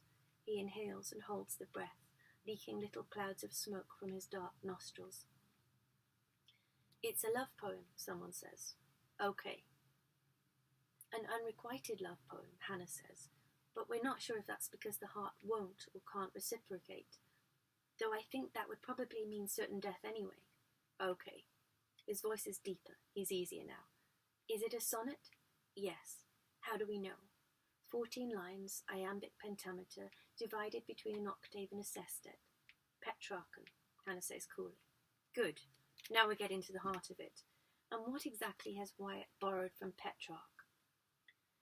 She could have answered every question so far, but she could answer this one particularly well. This, if she were timing things perfectly, would be her moment. She would begin by saying that Petrarch's Una Candida Serva is an exalted Neoplatonic symbol, and the golden horn of Diana, goddess of chastity, enhances the purity of the beloved, but that Wyatt introduces sexual bawdry and cynicism into his sonnet, so that the visionary nature of Petrarch's Una Candida Serva is completely written out. She would say that the words Petrarch, a potential claimant for Caesar and crowned in Rome as the king of wits, places in the mouth of his dear, Nessun mi torci, are reappropriated and revalorized by Wyatt as noli mi tangere, thus returning the phrase to its original form and reducing Petrarch's phrase to imitative secondariness, disqualifying Petrarch from occupying the position of Caesar either in relation to the dear or the tradition of the sonnet, thus transforming Wyatt's own position as a follower forever. If she was timing things perfectly, this is what she would say now. A wave of searing blood sweeps up her neck and into her hair. Now, her heart roars, do it, do it, do it. But her arm won't raise itself, and neither will her head. She feels his eyes pass over her, and after a minute she hears him say, David. She's falling, but there's no need to panic, she tells herself. The way she'll do this, the way she will play this, is to wait for him to come to her. Then she will astonish him. Yes, that's better. But she will not be the one to volunteer information. She won't show off. She will let him come to her. Though she must admit she's surprised he hasn't noticed her already. David is saying, and the fact that Caesar inscribes his ownership on the deer's neck seems particularly ominous, in light of Henry VIII's wife's fates. Indeed, he says. He liked that. She can tell by the deepness of his voice. Remember, the sense of menace wasn't simply an aesthetic effect, he's saying. The poem wasn't circulated privately in manuscript for nothing. Her heart is hurting. She fixes her attention on the rug at her feet. There seem to be fleur-de-lis there, though why they should be cavorting in trees she doesn't know. Everything's encoded, Kirsty says, though the letters are plain. Now that was a good point. She would have thought of that, she's sure. She tries to think quickly, but for a few minutes her mind is blank. When she returns, he's saying, You can't flee from the king any more than the heart can. He'll find you. She should speak, after all. She shouldn't wait for him to find her. It won't seem like showing off now. In fact, if she doesn't speak soon, she will be conspicuous by her absence. By her silence. Jessie says, It's inverting the traditional religious connotations of Jesus' words. Don't touch me because I'm not yet risen. He as Caesar is the king, and the hind is Anne Boleyn. Excellent, he says. And instead of blushing, Jessie whitens with pleasure. And now she knows she must speak, because everyone else has answered. He is saying, yes, Caesar's I am is a particularly vivid illustration of the word-made flesh motif, and one that simultaneously recalls not only Jesus' words to Mary Magdalene, Do not touch me, for I have not yet risen, but his earlier instructions to his disciples to render unto Caesar what is Caesar's, nicely confusing state and religious loyalties. A reminder, if Wyatt's readers needed it, that the court, which held the power of life and death, was now the centre of religious influence. It has become so, in fact. That's why the dating of this sonnet is so significant. Indeed, the reason why this sonnet could only have been written before a certain time. The date, she thinks, the date. And even as her heart begins to palpitate, his eyes find her. It's as if he's smelt her fear. The black eyes glint in satisfaction. She remembers now their particular penchant for her distress, their unique ability to make her feel she doesn't possess clothes or even skin, but only internal organs. Elizabeth, he says, his pleasure evident, can you enlighten us? She stares at her page in all its borrowed, arrowed, annotated glory, as if by staring at it hard enough she can conjure something that's not there and never was. There's no date, she's sure of it. Whoso list to hunt, one of the many sonnets by Wyatt that cannot be dated exactly. But she should know the significance of this too, apparently. What makes it all worse is that she suddenly sees, now he is looking at her, that he knows everything. He hasn't forgotten her. He's heard about the exam result. His eyes have a fire, a familiarity that wasn't there when he spoke to the others.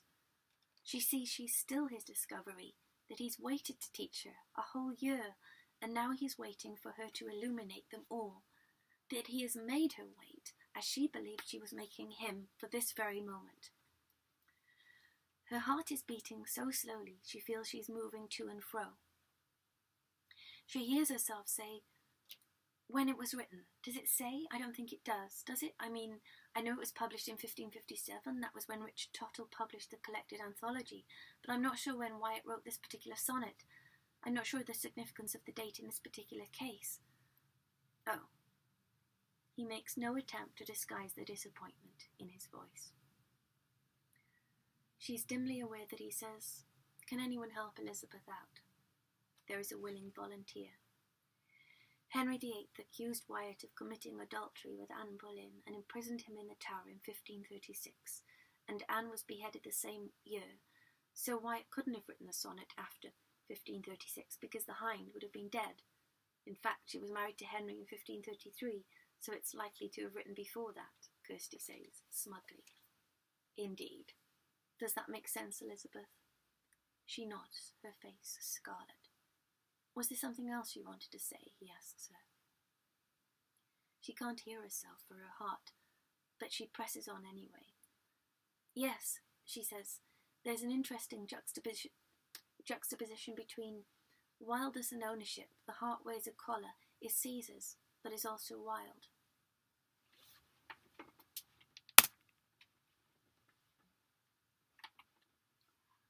The thinness of the remark is immediately obvious. Indeed, he says politely, and it's worse than if he'd brought her up outright. Silence closes over her head. He begins to talk about the Henrichian court, its cruelty, its favouritism, its mercurial politics. She writes, along with the others, turning pages, pretending to check, nodding for appearance's sake, writing gibberish. When it's time to leave, she gets up. Essays in my pigeonhole by 5 o'clock Friday, he says. No excuses. Oh, and avoid the Penguin edition at all costs. Unfortunately, it's the only edition Dingwells have. Why are they so fucking crap? Then the door is closing, and they're walking down the corridor, past the shattered rose garden, down stone steps, beneath moody October skies, and the plunging branches of the horse-chestnut tree. She tries to rationalise what's happened. She made a mistake. It's not a disaster. She left it too late, that's all. She should have answered earlier. The answer she did give wasn't a bad answer, just not the sort you'd expect of a girl with the highest marks in the university. He will simply know he was wrong about her. That's all. He's probably not even as disappointed as she is. They pass through the lodge. Albert calls, "See you next week, Miss Elizabeth," and she smiles and waves to him, but she can't speak because her face is set in some kind of mask. They go up the street, the boys aping their new professor, cocky now the Inquisition is past, taking tortured drags from invisible cigarettes, mussing their hair, growling in gruffest Mancunian. One grimaces, farts, and makes a comment about textual heretics. She lets them go on, and when they're far enough away, sets her knuckles against a wall and drags them till they're wet. The next extract takes place in the present and is another short chapter when Professor Stone is in the college archives where she's doing her research for her thesis, looking at at some papers, unpublished papers by T.S. Eliot. The chapter is called Fourth Day, Morning. A masterpiece. Could one tell what one was writing before it was finished, Professor Stone wondered, or did you only know once you'd written the very last word? She was meeting Edward Hunt again this evening, and must report her progress with the Poetics of Sound, but so far was no further along.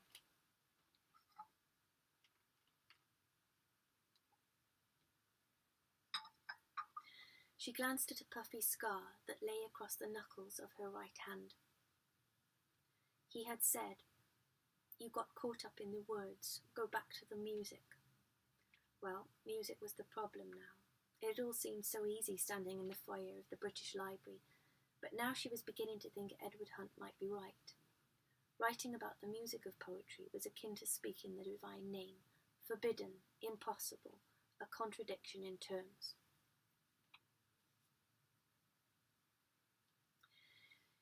She removed her glasses and rubbed her eyes. She hadn't slept well. The couple upstairs hadn't renewed their love-making, but she'd found herself dreaming the dream she'd dreamed when she was ill last winter, the dream of the kitchen and the table and the stranger. This time the kitchen was deserted and she was alone at the table. She heard footsteps in the corridor, but the door didn't open, and she woke aching with grief, and lay awake thinking of those words of his about masterpieces the afternoon she spilled the coffee, before throwing off the bedclothes and taking up the Quartets again, but was no further along when light came. A breeze touched her arms now, and she was glad of it. Thinking would be infinitely easier if only this heat would let up, she thought. Everything seemed to be slowing, her brain, her eyes, her blood, and was it her imagination, or did the left side of her head feel tight? She sat up straighter. She wouldn't think about that. Across the room, the elderly gentleman was undoing the top buttons of his shirt. His fingers trembled a little. The shirt was the old type with no collar, and she could see the folds of his neck, white like a baby's, and now beneath it the shape of his vest.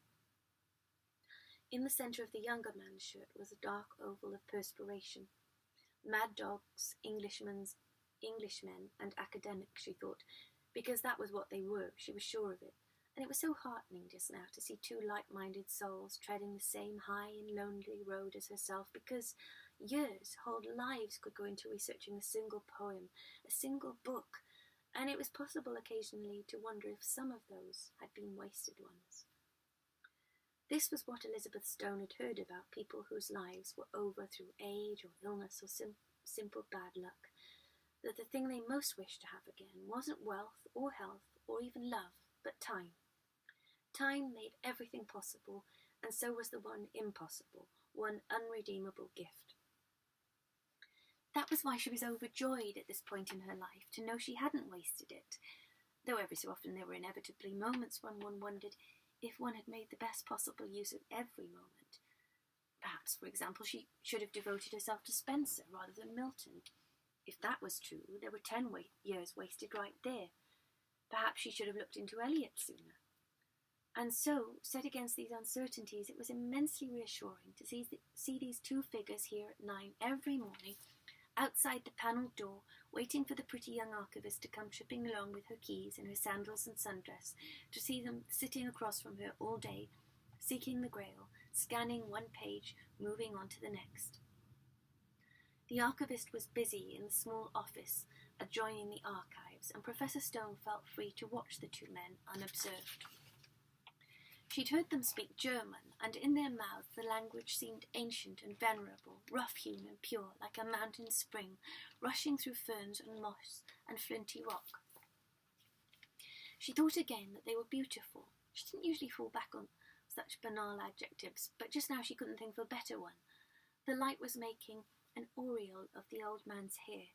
The younger's cheeks were milky in the heat, and blue veins rose from the back of his hands.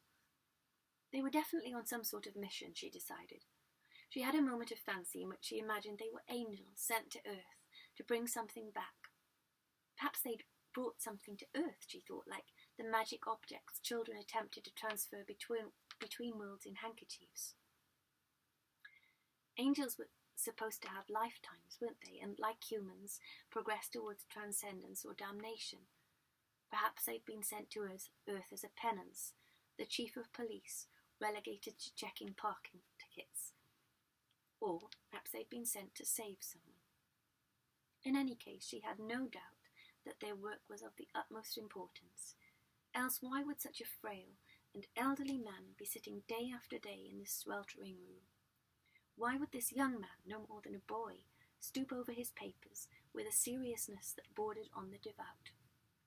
Yes, they reassured her beyond measure, and then, as she turned back to her work, they disturbed her, and she didn't understand why. She sighed, propped her head on her hand, and gazed at the paper in front of her. The marks she had made above the lines of poetry merged and separated again. Suppose she thought there is a pattern to existence. Nature was not random, mathematics had proved that. An imprint in all things that self-replicated, a formula that repeated itself ad infinitum, and to which all things conformed, a song, a blueprint. Suppose there lay within each thing its own vibrational signature. How could one tune into it? Music was a great facilitator. She'd heard that brain-damaged people regained some of their mental powers when exposed to certain types.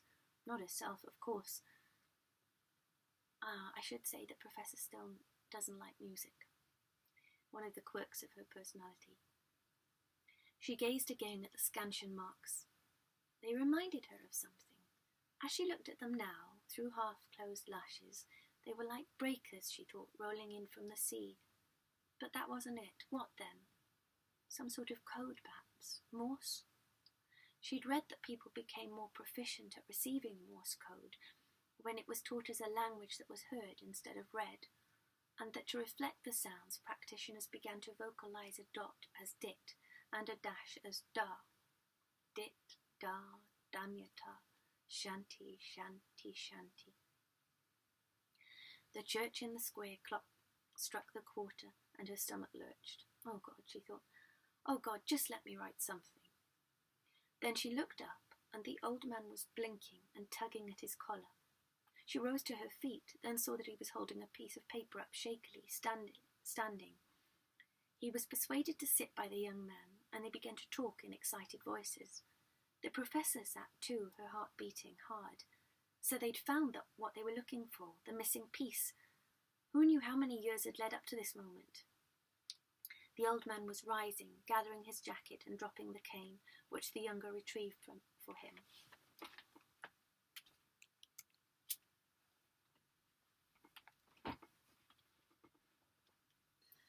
A cool gust rushed in as they opened the door, went through, and it shut with the familiar clatter. The archivist came out of the antechamber and turned to Professor Stone. I think they found something, the professor said. Oh, I am pleased, said the young woman. They've been searching for leads on the old man's sister for weeks. Professor Stone looked at the young woman. She said, I'm sorry? They were researching papers bequeathed to the archive by the old man's sister, said the archivist. They lost touch when they were young. They weren't sure she was still alive. Professor Stone blinked. His sister? Oh, I do hope they find her, said the archivist. There isn't much time, the old man being so elderly himself. Professor Stone was silent for a minute. You mean, she said, a little severely, the gentlemen are not academics? Oh, no, said the archivist. No, it was for family reasons they requested access to the papers. Professor Stone frowned. Then she craned her neck to the side in a curious movement, as if it was stiff. She said, I see. The archivist excused herself and went back to her work, but the professor stood a moment longer before sitting down again. And when she did, she was surprised to find that a heaviness so sudden and so total gripped her that it was some minutes before she could bring herself to lift the pencil. She had written no more than a few words when a rustling made her look up. A crane fly was bumbling towards her across the desk, rising then dipping, its legs trailing against the papers. The professor dropped the pencil and sat back. She'd always harboured an irrational fear of long-legged insects. As it grew near, she moved the chair back. Then she jumped up and waved a piece of paper frantically at it, but the insect only rose angrily before settling on the papers that were directly in front of her. She shooed again, but this time, though the insect rose and hovered drunkenly, it sank back almost immediately, and after a moment its legs sagged a little. The professor stared at it, breathing hard, her glasses dangling from their chain. She'd heard that these creatures only lived a day, and this one looked as if it was going to die right there in front of her. She shooed it again, but though the draft from the paper buffeted its body, it didn't move. Professor Stone closed her eyes and swore softly. There was nothing for it. She would have to move all her papers and the box files. She seized the papers either side of the insect, flinching as she did so, her heart beating wildly because at any moment it might fly up into her face, into her hair, and relocated as swiftly as possible to the end of the desk. But she'd hardly read more than 2 or 3 sentences when she realised she needed the papers the insect was resting on. Well, it was too bad. She would just have to make do with what she had, she said to herself. She wasn't going near the thing again. It had already disrupted her quite enough. Nevertheless, from time to time, she found herself glancing back at the insect. The sun was hot on it. Well, if you're going to die, you've chosen a stupid place for it, she said. I'm just going to have to check my storage a minute. My laptop is saying I don't have any more storage.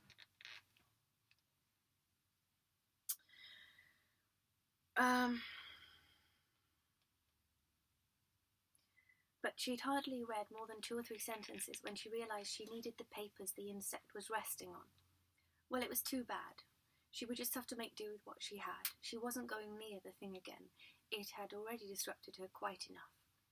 Nevertheless, from time to time, Professor Stone found herself glancing back at the crane fly.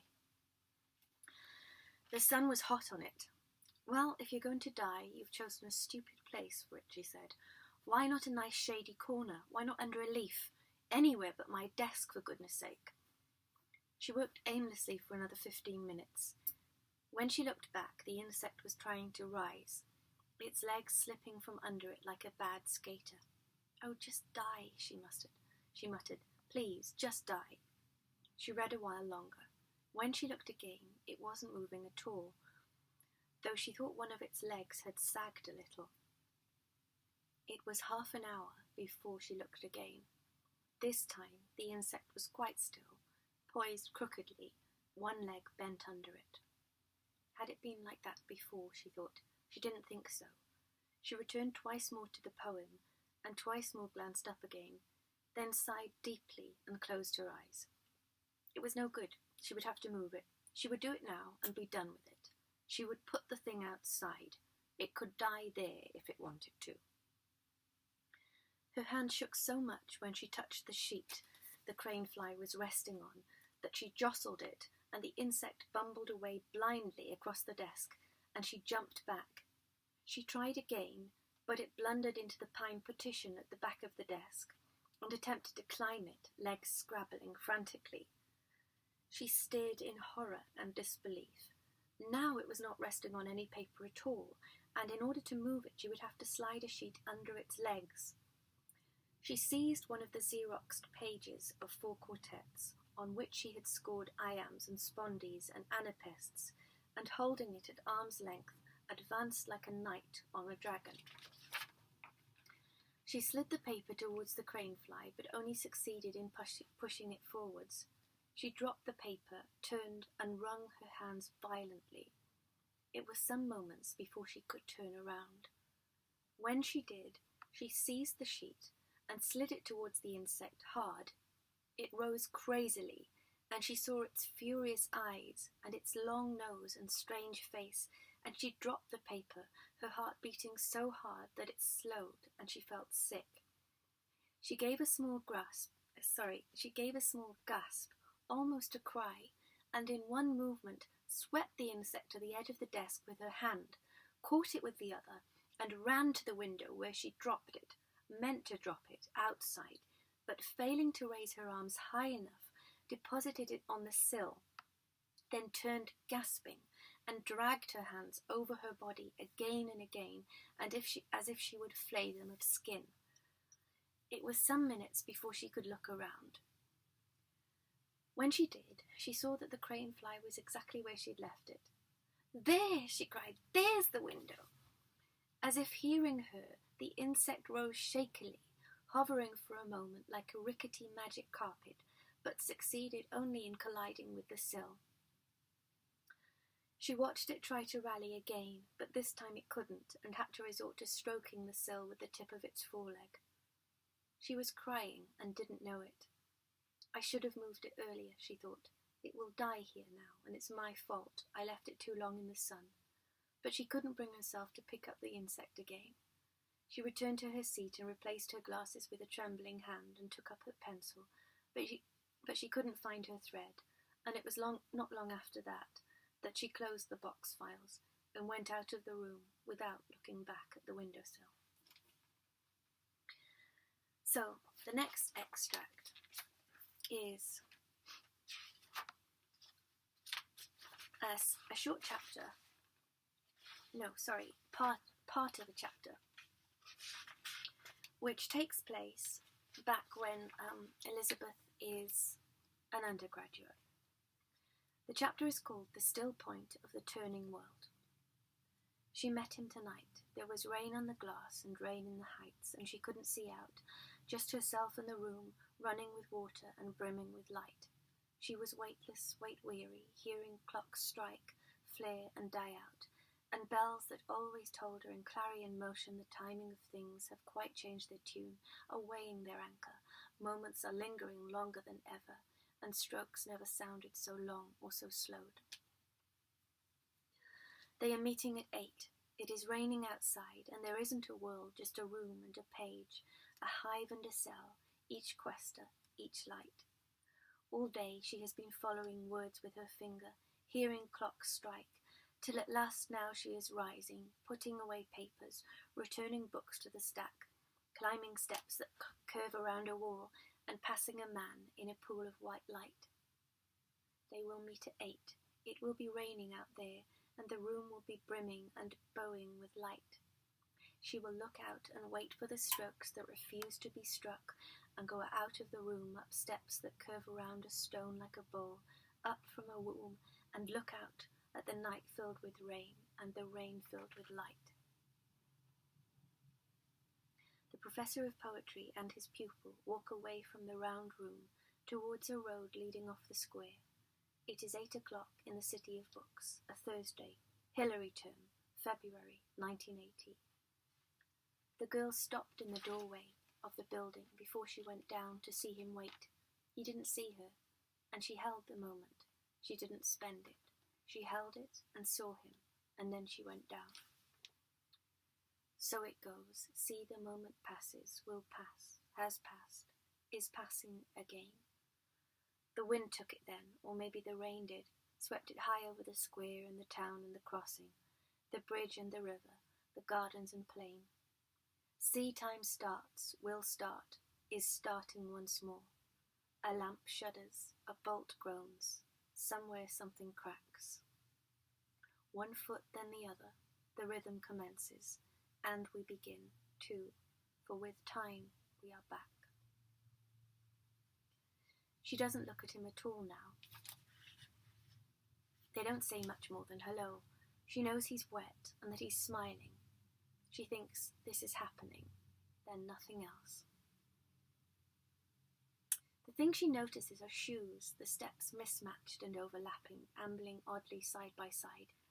Shoes that never negotiated cobbles together before, appearing and vanishing between legs swinging left and then right. He says, "What a night," and something else she doesn't catch, and is walking close as if to shield her, but he doesn't need to because there's heat all around them and a very great light. They turn at a corner where the winds meet and go through a door beneath the sign of a horse and groom clanking on a chain. The room is heaving and bright, and they're stunned for a minute, their faces wet. At the bar he says, "What do you want?" Sees her confusion and smiles. "Take your time," he says. She tries to remember what women drink, realizes she doesn't know, and says loudly, to save anyone having to ask her a second time, "A pint of beer, please." But the ordeal isn't over. Which one, the barwoman says, and she flushes, selects any, and roots for her purse. He closes her hand over the money and smiles at the woman. And a Coke, please. They find a table. She's worried she should have ordered a Coke too. She is worried they will run into someone from the tutorial group, though they're not doing anything wrong. She doesn't know what they are doing, that's the problem. Is this some sort of unofficial tutorial? She has her books and her latest essay with her in case. She decides to make a start on the pint. She surely should have ordered a half, while she's still ahead, and with the first mouthful makes an unfortunate discovery. She doesn't like beer. He laughs loudly and says, "Leave it, we'll get you something else." But she says fiercely, "I like it," and takes an even bigger gulp. He looks around the room, inhaling, easing into his first cigarette. "I used to come here as an undergraduate," he says. "There was a Don who had a Great Dane. I was terrified of it." "You came here as well, I mean to this university?" "Yes. Which college were you at?" "Newbury." "And did you study English and classics?" She takes up the pint again. She mustn't let herself get distracted from drinking. This is one task, at least, that she can discharge creditably. When she looks up again, he is gazing at her in evident enjoyment. He bends forwards and whispers, "Have you ever been in a pub before?" She considers a moment, then shakes her head. He laughs loudly. "My God, Elizabeth," he says, "where have you been, locked up in some ivory tower?" She wipes her mouth. "With foster parents," she says. Then I'm going to skip a bit. The laptop has gone black again. I wonder if anyone knows how to stop that happening.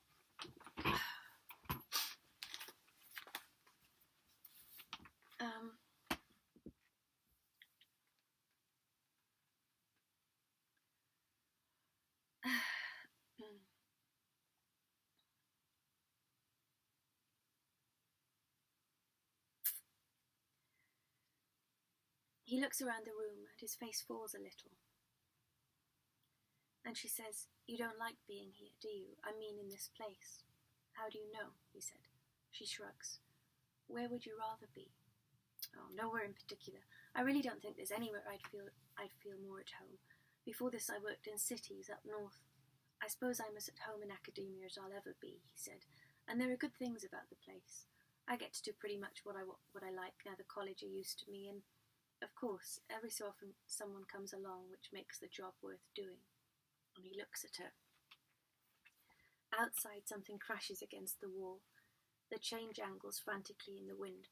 She flushes and turns back to her pint, and he says, "For someone who's never had a drink before, that went down a treat." She covers her mouth, and he turns to blow out smoke. When he turns back, he says, "Have I told you how much better you look when you smile?" Then he frowns. "And why do you keep looking at your watch? Is there somewhere you've got to be?" "No," she says. "Then why are you counting off the seconds?" "Because I'm happy." "Happy?" "Yes." He laughs, then the smile slips away, and he blinks and taps the cigarette. "Good. Well, I like talking to you too, so we're even." He draws his head back a little and says, apparently brushing something from his knee, "And we can meet again. Would you like to do that?" She says, "I have to go to the toilet." And he laughs and says, "Okay, but can you answer the question first?" "Yes." "Is that a yes, you can answer the question, or a yes, you want to meet up?" "Yes, I'd like to. Meet up." He watches her go through the crowd, first one way, then the other, hot and bothered in her tank top, spectacles steamy, and says, as she passes a second time, "It's that way, I think." In the toilets, she stands in a cubicle and leans against the wall. When she comes out, she goes to the wash basins and stands in front of the mirror but doesn't look up. When she does raise her eyes, the pupils are black and enormous. They take in the pig-pale lashes, the spectacles, the fringe, kinky from the rain now, and then close again. It's some minutes before she finally goes out. When she returns, he says, "By the way, do you know who you want to study for your special author next year?" "Oh," she says, "Milton." "Wonderful," he says. "You'll enjoy Milton. I've got a great edition of Paradise Lost you can borrow. What have you read?" "All of it." "What, all of Milton?" "I think so." He shakes his head. "And what did you like best?" "I'm not sure," she says. "I liked Samson Agonistes." "Indeed." "Samson Agonistes is in the Eliot poem you sent me, she said. Oh, dark, dark, dark. They all go into the dark, except that Eliot uses interstellar instead of interlunar. Really? He is smiling again. She frowned suddenly. You know those quartets? 4 quartets? Yes. What about them? I thought I'd heard them before, she says. And had you? I don't think so. That's what I was trying to tell you in the letter, though I made a mess of it. She looks down. I was trying to impress you. Outside something crashes again and they hear the wind squeal and fall upon itself. He says quietly, have you ever considered that I might want to impress you? They stand under a light at the corner of the street in the centre of the city. She gives him her new essay and he puts it inside his jacket to keep it dry. The rain is coming down in flurries. The heavens are taking leave of their senses, but everything is still. She supposes they must still be inhabiting the world in some way or people would bump into them, but though she can see what the wind is doing, she can't hear it, and she can't feel the rain, feels only a ring of fire all around them. She is sure they must be giving off some pulse, some force field. People must see a light emanating from them, but no one stops, no one exclaims.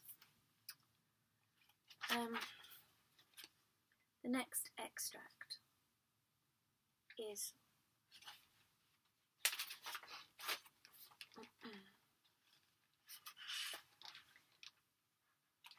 again taken from the student Elizabeth's life and takes place when she and Professor Edward Hunt go to listen to a string quartet. They sit near the top, and as soon as they're seated, she realizes she doesn't know what to do with her body, and won't know for the next hour and 15 minutes. She doesn't know why it should be so different sitting here from sitting in a pub, or in a park, or in his room. Perhaps it is being in the company of these smart strangers, who are also mostly sitting in pairs. Perhaps it is the decorous shuffling, the polite murmur of anticipation before the music begins.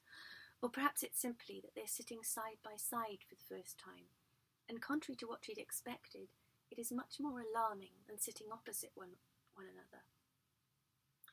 Afternoon sun is pouring through the round window above their heads, and coupled with the high white ceiling and stark walls, it lends the room a feeling of a chapel, of humble consecration. The sunlight shines on his freshly combed hair, which even now is beginning to spring up again. It glints in the motes suspended around them, illuminates the grain in the benches beneath them, and transforms the skin of their hands into vast deserts. The sunlight seems to be one with the silence, which is more liquid than sound, and she suddenly sees that it is the silence, veiled only slightly by the murmuring and shuffling, that is the source of her unease. That the room is built to foster silence and nurture it. He beams. All right? She nods vigorously. I think it's going to be good, he says. I'm looking forward to the Beethoven in particular. The late quartets, you know. When does it start? She says lightly. Any minute now. Oh, good. Did you know Haydn built this place? Haydn? Sorry, I don't know. No, she says. He tells her a little of the history of the music room. But though she tries to listen, she is aware only of the silence, which seems to be growing and rushing like the sea all around her. He breaks off as 2 men and 2 women dressed in black come onto the stage, bowing and taking their places, and the flotsam and jetsam of conversation, the rummagings and shufflings, break high over their heads as a wave of applause crashes down in a furore of white noise. She finds the heartiness embarrassing, the overwhelming unison, the way she's reined in, and relieved when she can rest her hands once more in her lap. There is a pause. The musicians settle the violins under their chins. Then they are off. And she is gasping. This is Bach? It's an insult. It is an assault. It's inhuman. The frenzy, the enormity, the mercilessness of it. She didn't have time. She's been swept away, thrown in 100 directions at once, pressed back into her seat. She will have a heart attack. She will faint. She cannot believe he knew about this. They all knew, and subjected themselves to it voluntarily. The music is roaring, it's soaring, then stopping quite still in the air. It's unbearable, she will tell him. But when she looks at Edward Hunt, he is a light. The bark finishes as abruptly as it began, and she's sitting back, her arms at her sides. Like it? His face is shining. She nods dumbly, hoping he'll mistake her speechlessness for awe. And it looks as if he has, because he beams even more broadly, and his leg begins bouncing. And now he is telling her, dear God, now he is telling her about the next. The second piece begins with a single violin, tremulous, incandescent, then the chord, arcane, exquisite, almost humorous. It could not be more different from the first, but if possible, it is worse. She would not have believed it. All she can do, all she must do, is be still. She says this to herself. She says, how hard can this be? She invokes words, wrestles them down from the heavens, wrestles with the thing, spells it out in measured, reasonable sentences. Words will be her allies, brave, firm, orderly, possessing such different rhythms from the music. Surely, words will win out. But her constructions are in vain. The words have no chance at all. Against the rearing field of water, they're a matchstick flotilla, disbanded in an instant, in another tossed high like a mouse by a cat, reduced to fragments. And the reason, she realizes, is that the words last moments. The words are discontinuous, and the music is not. She must think of words constantly if she is to stay afloat. She must send out ship after ship. And so she is racked. She is drawn out, attenuated by flutings, by soarings, meanderings so delicate. They must surely be thoughts, not sounds. By drifting slight as a feather, this way, that way, the music takes her, and yet it's brutal. It fills her, stretches her out, and she aches with it. She heaves. She will not be part of it. She balls her fists, wills her chest not to rise, her jaw not to ache, would will herself out of existence. But her body betrays her. Her knees slip against one another. A muscle jumps. Her breathing is ragged. They must let her out. She will tell him. But when she looks, his mouth is open. He swallows. And she sees this is all he can spare, that his body has been taken over. He has been put to sleep here and woken somewhere else. So, this is music. This is what it does. At some point, she feels she's been stripped, that her body and all its humble mechanisms have been exposed. Its tiny parts, its little organs, its gurglings and flutterings and intimate pulsings, its secret passageways, all its defences have been put on show in public, or they have become part of the others' bodies. Yes, that is what has happened, and everyone in the room is one pulsing body, one monstrous ebbing mass. And in the process, her body has also become his. As it goes on, she begins to understand something. It isn't the sounds themselves that horrify her, but what they accomplish. The knowledge comes to her with the kind of understanding one scrabbles to arrive at in moments of crisis. The real problem is not the music, but the person sitting beside her. Or is it her sitting beside him? Is it this, and the other bodies pressing in around them, and the strange creature that's growing between them? To be sitting side by side rather than opposite one another is strange enough, but to be sitting side by side and hearing these sounds is another thing altogether. It's the difference between walking and dancing, eating a meal with a person and sharing their fork. Is this what music does? Merges things? And he has felt it too, she is sure. Movements are now a series of infinitely charged events which set off ripples that drench her in waves of heat. She is as still as a stone, but feels she is slipping, sliding towards him. The seats are not level.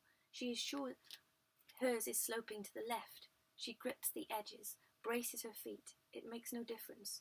Their bodies are pulsing together. their chests rising in unison. She will breathe differently, but their eyes are seeing together, seeing each other wherever they look. She won't look.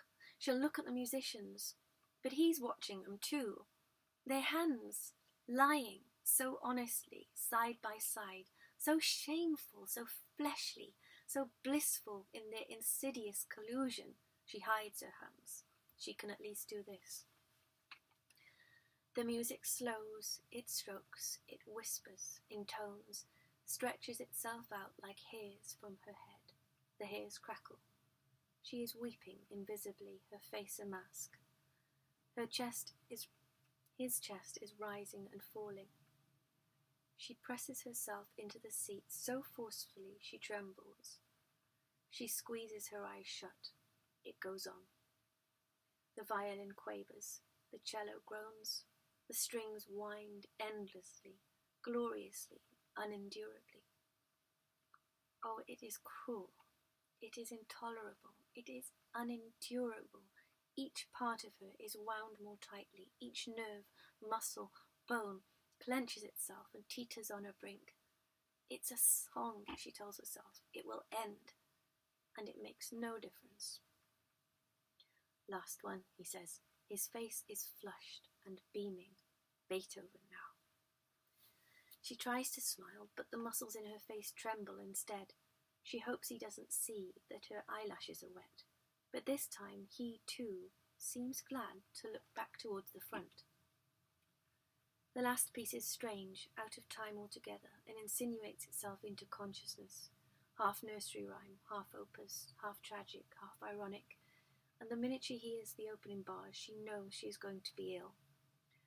Something is being written around or above them, inscribed in the air above their heads. And the rest of the world falls away like flats in a play, and sweat is coming down beneath her hair.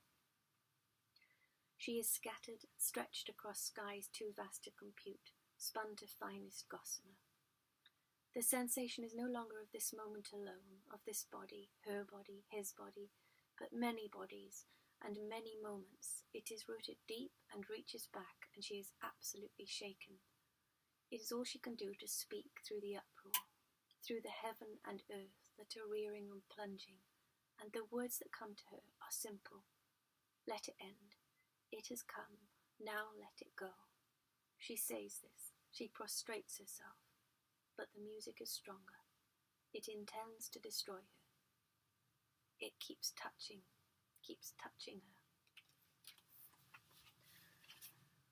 And the next extract is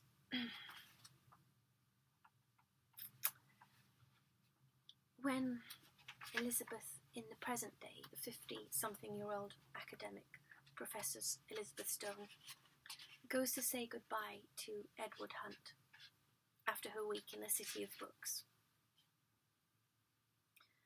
I'm not going to tell you the circumstances surrounding it, but suffice to say a few very serious things have happened that have devastated her, that she's not telling him.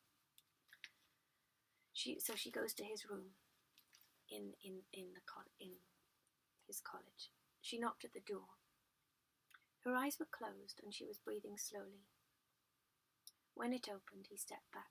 She said, "I'm going home." He said nothing for a moment. Then, "I thought you were staying another week." "I was," she said, "but there's no point staying any longer. You were right about the Highland bequest. It wasn't that helpful." She looked down and said, "I'm sorry. I know you didn't want to see me again, but I'm getting the train in an hour, and I wanted to say goodbye in person. I don't know if I'll see you again." He turned back into the room and said in a voice thick with exasperation, "Come in, Elizabeth, come in." She hesitated, but he held the door wide. She didn't take off the mat, and he didn't offer to take it, but she perched on the edge of the sofa, and it was so wonderful to sit down and to be warm and to be still, if only for a moment, that she felt tears welling and closed her eyes in case he saw. She wanted to lie down and sleep more than anything in the world, and she could soon, she told herself, as soon as she got home. That was all she had to do now. Then he said sharply, "You look pale." And she opened her eyes and said, "It's just a headache. I've taken something. It'll ease up in a bit." "Coffee?" he said, still looking angry. "No, thank you. I was just going to make some." "Oh," she said, "all right." When he turned to get milk out of the fridge, she closed her eyes again. She felt as though she was swaying slightly, but didn't know if it was visible. She sat back. He filled the kettle at the little sink, looking over his shoulder at her. He said, "You know you do look very pale," as if she should be ashamed of the fact.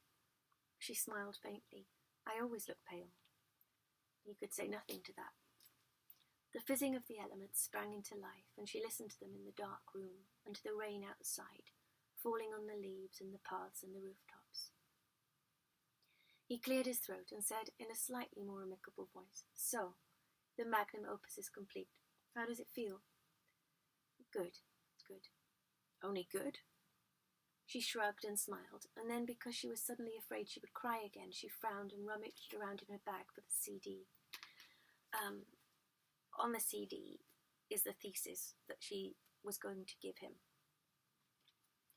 And does give him. "Here it is," she said, without looking at him, and placed it on the table. "I wrote the introduction last night." He took it and slipped it into the side of his computer. "No," she said in alarm, "not now. I meant you to read it when I was gone." But he was opening the file. The screen was loading. The title page appeared.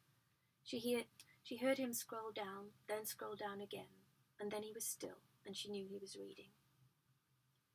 Outside, the rain suddenly fell faster, as if a great tarpaulin had been shaken. It was so dark in the room now it felt like evening. A gust came in through the window, smelling of rain and sulphur and freshly wet soil, of things new broached and long hoarded, and she rested her head on the back of the sofa and turned to the window, where she saw herself and Edward Hunt, and the white of the screen, and the words move as he scrolled down it. The kettle switched itself off, but he didn't move. Finally he said, "It's beautiful." She looked at him. She hadn't been prepared for that. Good, maybe. Not beautiful. "It's got that wonderful immediacy, the spontaneity I loved about your student work," he said.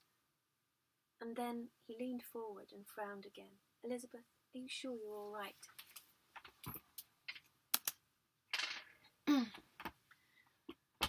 She nodded, though the pain in her head was very bad. She said, "I often get these things." "You should have a doctor prescribe something," he said. And he remembered the coffee, which she regretted, and began to pour hot water into mugs. "Anyway," he said, "the introduction looks superb. I look forward to reading the whole thing."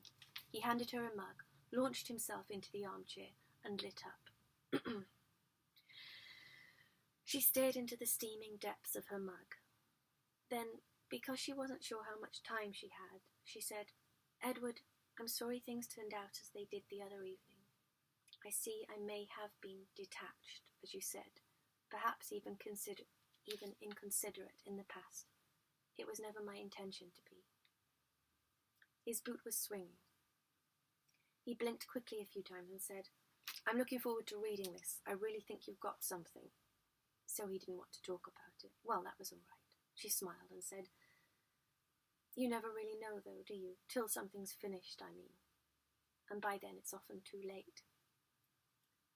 "Yes," he said, "sometimes that's true, but not in your case, I think." She gave a small laugh, more of a gasp, really, and turned to the window. She appeared to be scanning the scene beyond the pain for something she'd lost, but there was nothing to be seen there, only the rain. She shook her head, an odd little jerk as if an insect had flown into her hair, and he watched her. She said, "It seems—" She laughed and looked down at her hands. She said, "It seems—" She gave the strange half-gasp again, and looked back towards the garden. She said, "It seems that—" And he said, "What is it, Elizabeth?" in a voice so gentle that it terrified her, and she pressed on as quickly as she could, lest she crumble, and glared at him, and though she hadn't meant to tell him, she said, "It seems that someone has written my thesis for me." There was a pause. Then he said slowly, What do you mean? She turned back to the window, breathing fast, her eyes very wide, her brows raised. Just that, someone has written a thesis virtually identical to my own. And I don't want to give the plot away, but this is not the only thing that has devastated Elizabeth at this point. Something as serious as possible has happened to her, or looks likely to happen. Indeed, he said. She nodded. I discovered it this morning, in a footnote I'd overlooked, in a book I read months ago. The young man has just completed his master's. It's a very promising piece of work. I really was most impressed. She laughed again. Perhaps it's just as well. I'm so busy with other projects, I hardly know why I embarked on this at all. I mean, T.S. Eliot, what was I thinking? He said quietly, Are you sure it's the same? Have you looked at it? Yes, she said. He takes the auditory imagination as his starting point. He traces the same line, the same catalogue of authors I intended to. He makes prosody a field of inquiry itself, cites Michelangelo's definition of love at first sight. She looked at him. Incredible, isn't it? Yes, he said. He said nothing more for a minute, and the rain fell so heavily beyond the window that tiny droplets, splashing from the broad leaves of the ivy around the sill, wetted her hand, and the room was filled with the sound of rain and her breathing. He said, I'm so sorry, Elizabeth. I know what this meant to you. Yes, she said. She laughed again. Not as much as some things. Obviously, some things are far worse. And she continued to peer desperately out of the window at the risk of appearing unduly interested in the shrubbery, which in fact she could see less by the minute. Now only the dim shape of the horse-chestnut tree, and in truth not even that. He inhaled deeply, then sighed. You'll write something else, Elizabeth. No, she shook her head fast. You've got many creative years ahead of you. No. Elizabeth, this is a blow, I grant you, but you've got more to come. I never doubted you would write something extraordinary. I never doubted it from the first moment I met you. Nothing has ever made me doubt it, and this hasn't either. Then you're wrong. A wave, rising inside her, threatened to break. She said, I won't write anything else, not another word. He frowned. Elizabeth, you're a respected academic. I don't quite see. And then his voice changed, and he said, There's something else, isn't there? This isn't about the book. A white light flashed across her brain, and for a moment the world went black. He got up, saying, What just happened? And she was sitting back against the sofa, and when she answered, her voice was hushed, as if it had been blown out. A headache, she said, I told you. He went to the sink and turned on the tap in a burst, filled a glass, and came back with 2 paracetamol. He stood over her while she swallowed them, just to humour him, then went back to his seat. He banged a packet of cigarettes and took one in his mouth. He said, Are you going to tell me what's going on? There's nothing going on, she said. I can read you, remember. He tossed the packet onto the table. You're in a state. You've been in a state since you got here. What's the matter? Why are you unhappy? What? She said. Well, are you happy? She took her hand away from her face and looked at him. She said, Are you? He stared at her for a moment, then inhaled deeply and turned to the window. Happiness is a big word, he said. I occupy myself. I get by. But happy? No.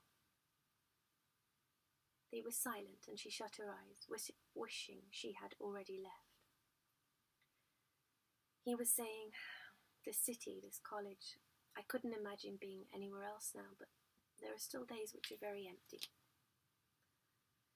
She was about to tell him she must go, should already have gone, had missed the train she'd been going to catch, and if she went on like this would miss the second, when she heard him say, In fact, there are days when I think of nothing but you. She heard the words clearly, but they were so outside the realm of ordinary conversation that for a moment she hovered on the brink of comprehension, interpretations hurtling through her head in headlong pursuit. But before she could arrive at any satisfactory conclusion, he was continuing, tapping his cigarette. And here you are. Here you've been for over a week. It's a little overwhelming. She covered her eyes with her hand. She said, I have to... Do you think of me? What? She said faintly. You heard me. She stared at him, and then her body slackened, and she stared at nothing. Yes, she said. Sometimes. Often. I think of you. He said, Why did you come back, Elizabeth? And his voice was raw and enraged, as it had been before. But she was still staring at nothing and thinking how strange life is, because if he'd said this then, my life would have been different. But he's saying it now, and I have to go away. I didn't have to then, but I went anyway. Now I do have to, and I don't want to. Then she thought, I don't want to live anymore, because living is too difficult. Out loud she said, I came back for the Elliot papers, and she got to her feet. I really must go. She slung the holdall across her shoulder, and as she did so she tottered and put a hand out to steady herself. He stood too, his look of blackest fire, and said, It doesn't look to me like you're fit to go anywhere. Well, she said, I am, and she began to traverse the infinite distance between the sofa and the door. He seemed both outraged and incredulous. He watched her, and when she reached the door he said, Do you know, I never saw how selfish you were, but you are, terribly. Everything has to be done your way. You're too proud to admit the possibility of any other. You know it all, but you don't, Elizabeth. You've got it all wrong. You won't let anyone help you. You've got to do everything on your own. Well, perhaps you deserve to. Quite possibly, she said. There was a fine film of sweat on her head, and she was having trouble turning the handle. Do you have any feelings at all? He said. Are you alive in there? She cursed the doorknob, closed her eyes, and said, I don't know about feelings, Edward, but I do know there's a train leaving in 30 minutes, and I intend to be on it. He seemed to be stunned, then said, At least let me call you a taxi. She said, Thank you, but it won't be necessary. Then take a bloody umbrella. No, thank you. He strode to the coat stand, grabbed a large yellow umbrella, and thrust it towards her. She grasped her bag and the umbrella. The door opened. She was about to go through it when she stopped. I won't see him again, she thought, and she made herself look at him. Hair that 60 years couldn't tame, shapeless jumper, jeans with dents at the knees, scuffed boots. The darkest eyes, woman's hands, the most familiar and most unknowable face. Remember, she said to herself. Remember all of this. Aloud she said, with great warmth, It's been so good to see you again, Edward. Please take good care of yourself. He stood looking incensed and helpless in equal measure, and as she shut the door, she heard him say, God damn you, Elizabeth. She passed through the lodge without seeing Albert, and went up the street crying, without recourse to tissues or handkerchief or the other accoutrements and adults resort to. She seemed to remember crying in this same street once before, though under more propitious circumstances. Unless she was much mistaken, it had been raining then too. Her legs and arms didn't seem to belong to her. Her head hurt. She stumbled a little. Her heart was achingly slow. Rumblings were breaking across the city, strange rattlings. The drops were getting heavier. She made it as far as the church in the square and went inside. She sat in one of the pews at the back and laid her head on her arms.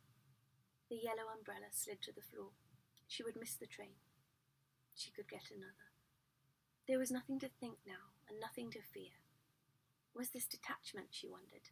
It felt a little bit like it. Her attention was caught by a series of bleeps, followed by a long note that seemed to hover and throb, that dipped and rose before plateauing. Shifting her head on her arms, she saw a man at the front of the church by the organ. He was turning a knob on an electronic device, and as he did, a red light swung slowly in circles. The faster the circle swung, the higher the note rose. She watched it rotate slower, then faster, heard the note crest, then dive again, resolving itself finally into a red circle and a pure note that resonated in the coldness of the vestry. The sound was unearthly, and its wavering matched her sense of the moment's unreality. The circling reminded her of something she'd seen a long time ago. When the light turned, it appeared to warp, as if there was heat beneath it, heat it could barely endure, as if it wished to rise from the medium in which it moved and was in thrall. The light puttered, then petered, then came to a standstill. The man adjusted the organ, and the bleeps began again. Professor Stone closed her eyes.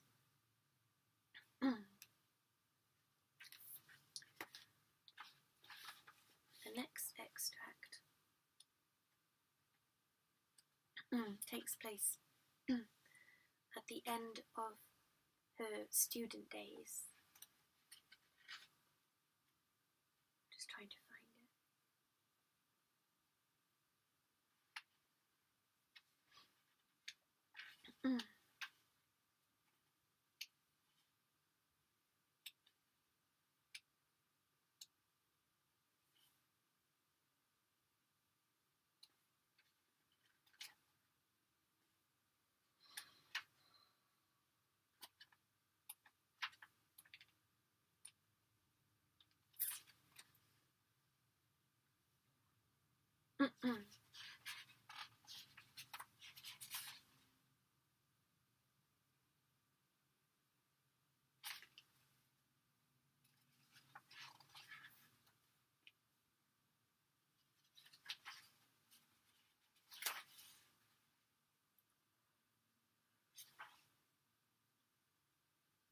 Sugar. I missed out a part. I meant to read a little bit of the last morning of the professor's time in the city of books as an adult, as a 55 or 56-year-old woman. But I didn't.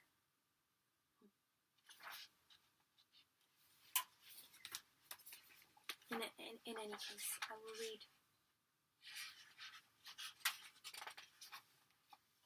the last extract from The Girl, the past narrative. And this is the last meeting between Elizabeth and Professor Hunt in the past. The chapter is called Water Out of Sunlight. There are poppies in the river meadows. The sky is blue silk. Elizabeth Stone is walking to Edward Hunt's room on an afternoon of great light, with Paradise Lost and her last essay. Milton weighs heavily in her back, but the essay she cradles in her arms exudes electricity as if it wanted to scamper away from her. She is walking quickly, but the afternoon does not seem to brook hurrying. Stillness is sealing and preserving each cobblestone and leaf, sunlight soaking the city in a kind of transcendence, submerging it in liquid amber. It is also warping it. Air bubbles like glass above gardens and bends like smoke in the middle of the road. The river swims. The spires are riveted. She can hear the suggestive chink of tableware from gardens, and the thwack of a cricket ball in the playing fields, distant at any time and place, but today doubly removed, existing as if in a dream.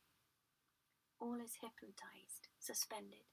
The sun has gathered the city up in its arms and rocked it to sleep, and its inhabitants are slumbering.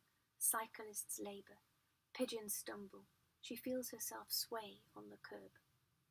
The sunlight is so strong, it is as though many afternoons have been concentrated into one, the brightness of centuries into an hour. It is making her eyes water. It is the sunlight, but a passerby would be forgiven for thinking that the thin girl, lifting her glasses to wipe her eyes, is crying. She goes through the college, across the first quad and into the tunnel, and when she comes out, the light is falling in shards through her fingers, hammering red, white, and gold like notes on an anvil.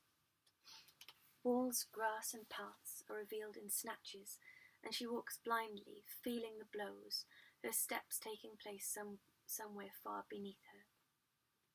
The college is deserted. She doesn't think she's ever seen it so silent. Surely there should be a noise from the kitchens, a person on one of the paths, going into the well of a staircase or a dark panelled door. Perhaps there's an event, though she can't remember there being one. It's the end of term, but there are still some lectures and tutorials, and some people have exams. She goes up the steps by the horse-chestnut tree into the stone building and turns along the glass corridor. She can't see the rose garden today. The light has hidden it behind a curtain of what appears to be dazzling water, and there is only this dry path along which to walk. In the darkness beyond, she knocks at his door, and as she does, the stillness of the afternoon deepens. The day takes on a knowingness she hadn't noticed before. Then a voice shouts, "Come in!" She goes in, blinking. The room is full of shafts and blades, whirring motes and blurred lashes. It appears to be in chaos, and it looks as if the sunlight is responsible, because the curtains have been tucked back, and swathes of light are pouring into the room, appear to have rifled it, riddled objects from their darkness and scattered them haphazardly here and there. Boxes, books, cassettes, records, photographs, mugs, ashtrays. Nothing is where it ought to be.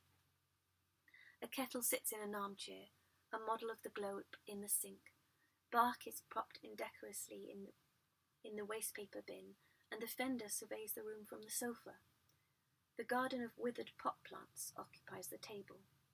By a chair leg is a mug in which a small garden is growing. "I'm up here."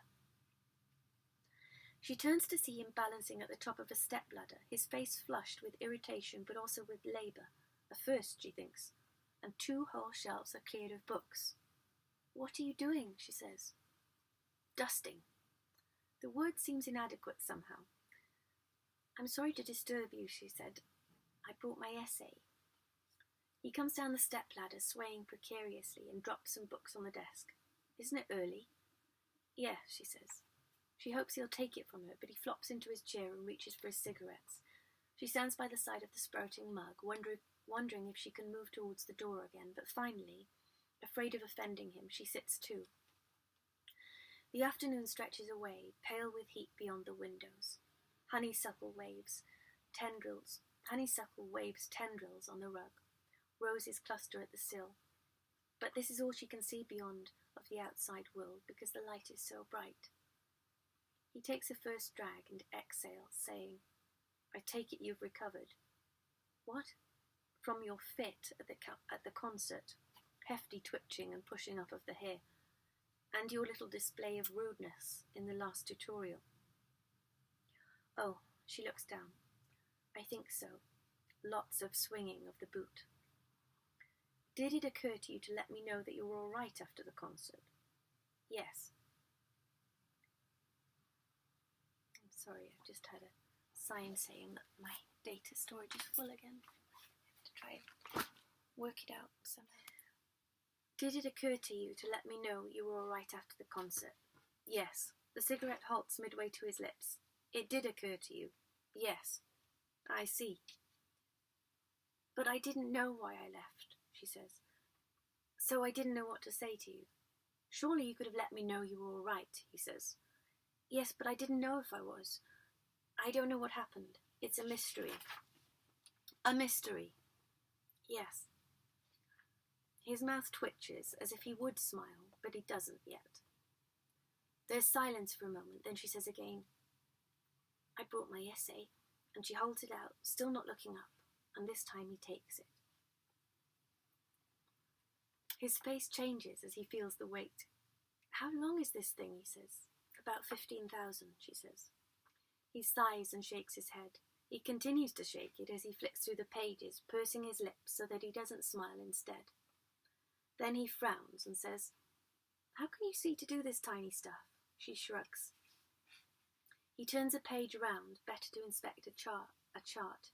"And what's this?" He looks vaguely outraged. "That's a diagram," she says. He puts down the essay and relights his cigarette. The leg has begun to swing again. He blows smoke away and says, "I hope you haven't been missing lectures to do this." "Only a few unimportant ones," she says. In fact, she hasn't come out of her room for 10 days. The beginnings of a smile are finally invading his face. There is a twitch at the corner of the eyes, a little shrug of the lips, strange currents that appear and then vanish again, like clouds moving across water.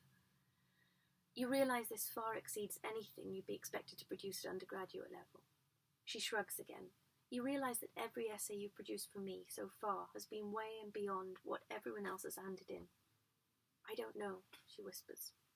I suppose this is the last essay you write for me, so you thought you'd make it one to remember, he says. She continues to look at her knees. She wants to go now. She wants to get the moment of parting over with. You don't need to prove anything to me. You know that, don't you? Yes. None of this counts towards anything. I know. Do you write as much for the other tutors? I don't know. A lie. She couldn't write as much for the others. The pain in her chest is lacing it tight. In an effort to distract herself, she shifts her gaze to the rug. Sunlight is illuminating the fibres. The colours seem richer than before, the vistas deeper, the scenes more shifting. He says, I find it depressing beyond measure that this might be the last essay you write for me. Unless she's dreaming now, there appear to be small birds in the rug, what she took to be fleur-de-lis. Fleur-de-lis are birds of paradise. The birds are dancing, arching their necks. How could you have mistaken these brilliant creatures for abstractions, objects, mere pattern? Patterns didn't sing or dance, but the birds are singing. Their beaks are open, they're calling to each other. They balance on the branches. Their long tail feathers hang down. She says, Please can I ask something? She's careful not to raise her eyes from the rug. Fire away.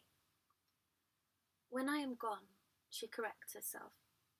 After I leave, here, she swallows. When I'm a graduate, I understood the first time, Elizabeth, he says. She clears her throat. If I should, she can't get enough air. If I should do something, and you get to hear about it. Oh, I'll hear about it. His voice is deep. I'll be watching you. The pain in her chest is suddenly so piercing that she knows that if she isn't careful, she will gasp or cry out, so she says nothing more and continues to watch the birds of paradise in the rug, though she can't see them anymore. There is a heat in the room that makes thinking difficult, and when she speaks again, she is no longer aware of her voice or the room, or even of the professor, only the light all around them, and the extraordinary pain in her chest. But if it should be something bad, she says, her voice hoarse, it won't be, it'll be something good. Then she raises her eyes and looks at him and sees something she has caught only glimpses of before. Something falls away from his face. It appears to become darker. He seems about to rise, but instead he leans forward in the chair and says, Elizabeth. There's a knock at the door. He closes his eyes and says, fuck. Then he opens them and says, come in. A third year peers around the door. His face is grey and shining. With anxiety, she thinks she's seen it before with finalists. The boy doesn't look as if he slept in a week, and he probably hasn't. He says, can I have a word, Edward? It's about my extended essay. He turns to her and says, wait for me on the stairs. Don't go away. Closing the door behind her, she hears him say, what's the problem, Simon? She stands in front of the door. She intended to leave at once, but instead finds herself leaning forward slowly, as if lowered by pulleys, and resting her head against it. She can feel his voice through the wood. She closes her eyes. She doesn't know how long she stands there, but when she straightens, she feels the physical force of the door against her skull, the pull that hard objects exert when you have pressed against them for some time. The door must be made of granite, if this sensation is anything to go by. The pulling persists as she walks down the glass-walled corridor, as she passes the rose garden behind its curtain of water, as she opens the door to the quad and steps out.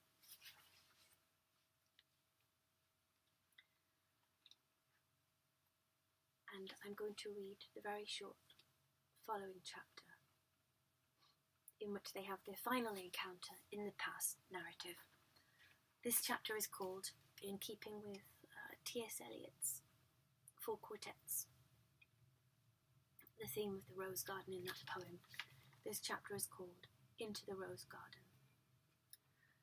She's no more than halfway up the street when a bump in her bag tells her she's forgotten Paradise Lost, or rather, she's remembered. She cannot go back. It doesn't feel humanly possible. Her body protests. Her legs refuse to move from the spot. But she must, because to leave Paradise Lost in Professor Hunt's pigeonhole is unthinkable. So she goes back down the cobbled street, through the gatehouse, the tunnel, the quad, and as she does, she feels she is wading into deep water. She goes up the steps into the cool of the building and begins to walk down the corridor of glass, and then stops, because the curtain of light has been rent, revealing something she has never seen before, the door open. Beyond it, the garden is shimmering. She can smell the freshly cut grass, smell the roses, feel the heat on her skin. It makes her frightened that the door is open, though she can't say why, and she thinks about closing it, stands there a moment in the greatest perplexity, then hurries on. She knocks at his study room door, but there's no answer, and she closes her eyes in relief. Now she will have to leave the book in his pigeonhole, and she'll be excused for doing so. No, she has a better idea. She will ask the porter to keep it behind the counter and give it to Professor Hunt in person. Why didn't she think of that before? She is berating her own dim-wittedness, rushing back down the corridor, when she sees a figure in the garden and stops. It's so surprising to see anyone at all in the garden that for a moment she thinks she's seeing things, that the strange sunlight is playing tricks with her, has created a mirage or a ghost. The figure is standing with its back to her, and she tries to make out who it can be, but the light is so bright, it's no more than a pillar of smoke. Whoever it is does not appear to be doing anything, not even looking around, and their hands are not in their pockets but at their sides, as if the figure has been petrified. Then, horribly, as in a dream, the figure turns. She stumbles backwards, her heart beating hard, but the figure's seen her, it's too late, and there is nothing for it but to go forward into the garden. The heat is staggering. That is the first thing she notices as she steps through the door. The sun is rebounding off the red brick and bouncing up from the paths. The second thing she notices is the scent of the roses, which is so strong it seems to curdle in the air. The third thing is the flowers themselves, enormous, ragged, feathered, velvet, silky, pleated, fleshy, ruffled, seething, coiled. She goes up to the professor, for it is he, and holds out the book, Paradise Lost. I forgot to give it to you, she says, but he doesn't appear to have heard her. She says a little more clearly, "Thank you for lending me Paradise Lost. I'm sorry I forgot to give it to you earlier." But still he doesn't move. She was expecting him to be angry with her for not waiting on the stairs as he told her, but he doesn't seem to be, though she can't make out what he is feeling. He says, "I thought I told you to wait." She looks down at her shoes. "I thought it best not to," she says. "Why?" She shakes her head slightly as if in pain. He turns to look out over the garden. He says, "I was just getting a breath of fresh air. The door was open. I think the gardener's around somewhere." Still not looking up, she holds the book out. This time he takes it, a little roughly, and says, "Ah, Milton, the great renouncer." And he flicks through the book and shuts it with a snap. She's trying to think of something she can say so that she can leave, but before she can, he says, "And what are your plans for the summer, Miss Stone?"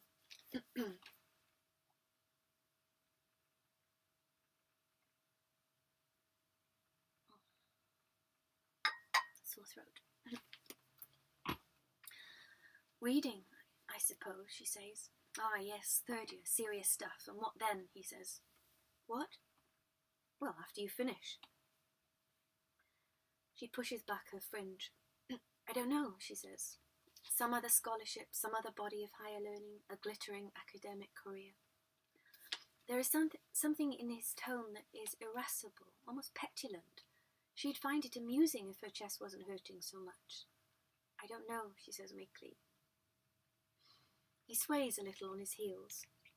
And will you come back and visit your lowly tutor, or will you outgrow him and move on to bigger, better things? She says quietly, I don't think anyone could outgrow you. Oh, you will, you will. He's adamant. Seems to relish the thought. She doesn't know where this is heading, but she's already stayed longer than she intended, and she feels that something is burgeoning inside her, and if she doesn't get away, she might be ill. She opens her mouth to excuse herself when he turns and says in a different voice, What do you want, Elizabeth? She looks at him. What? She says. I said, what do you want? She blinks fast. I want... For some reason it's hard to think. She stammers. I want to write, she says. Why? What? Why? Because. She swallows. Why? Because I'm no good at anything else.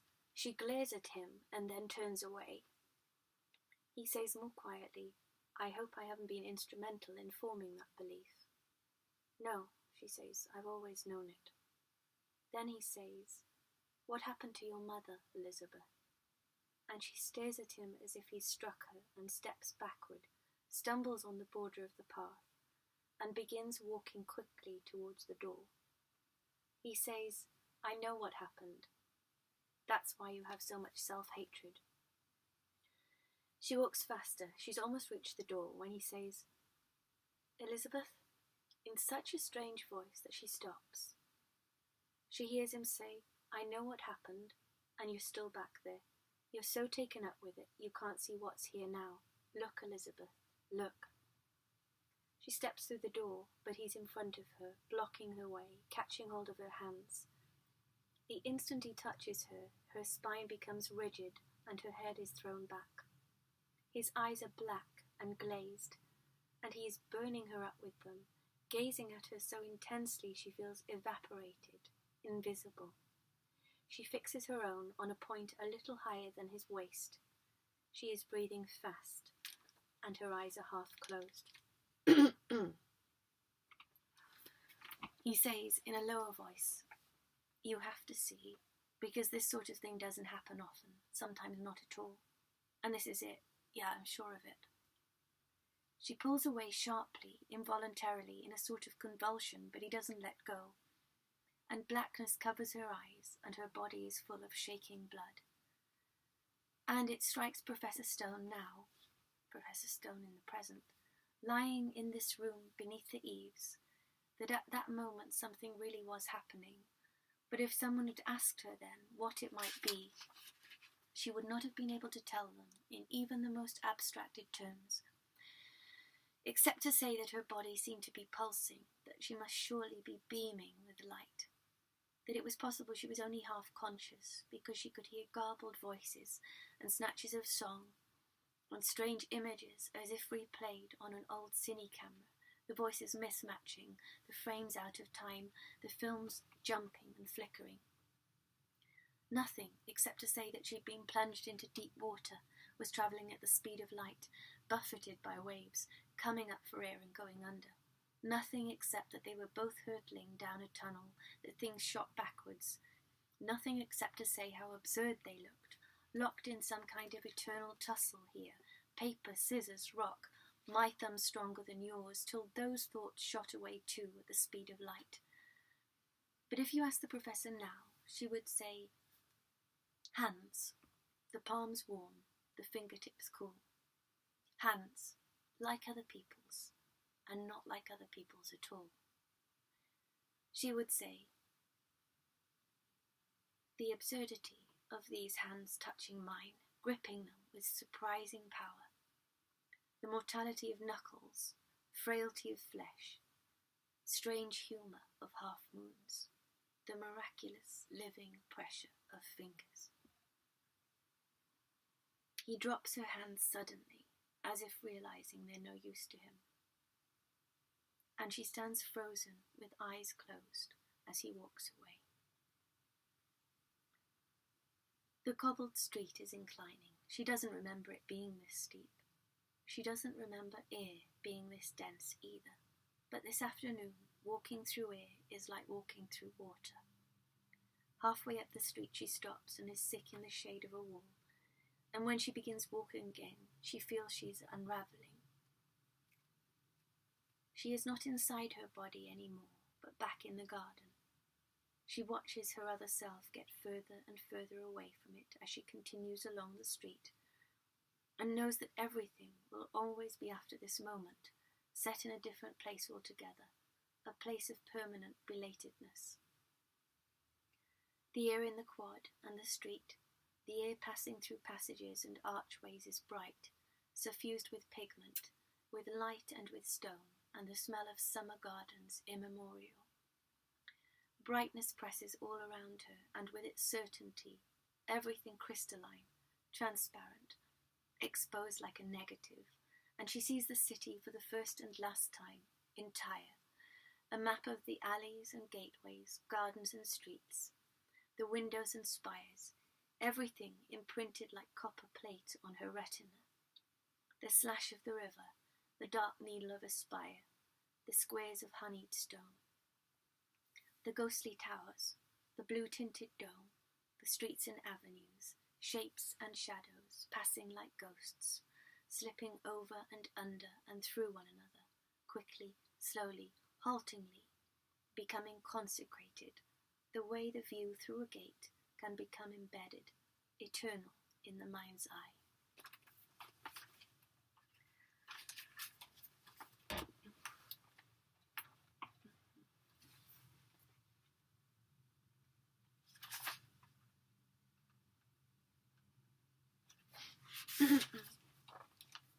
This extract is Professor Stone's last morning as an adult, as a professor and academic, the last morning of her stay in the City of Books. The chapter's called Eighth Day Morning. Professor Stone woke later than usual that morning, the pain in her head already pronounced. She reached for the tablets, but her left arm was limp. She tried to extend her fingers, but her hand had contracted to a claw. The sight was blurred in her left eye. Healing pain, scar tissue. Who was she kidding? There could be no doubt, really, the cancer had returned. She sat up. It was then that she knew the depths of her tiredness. Her head was swimming, her body drunk.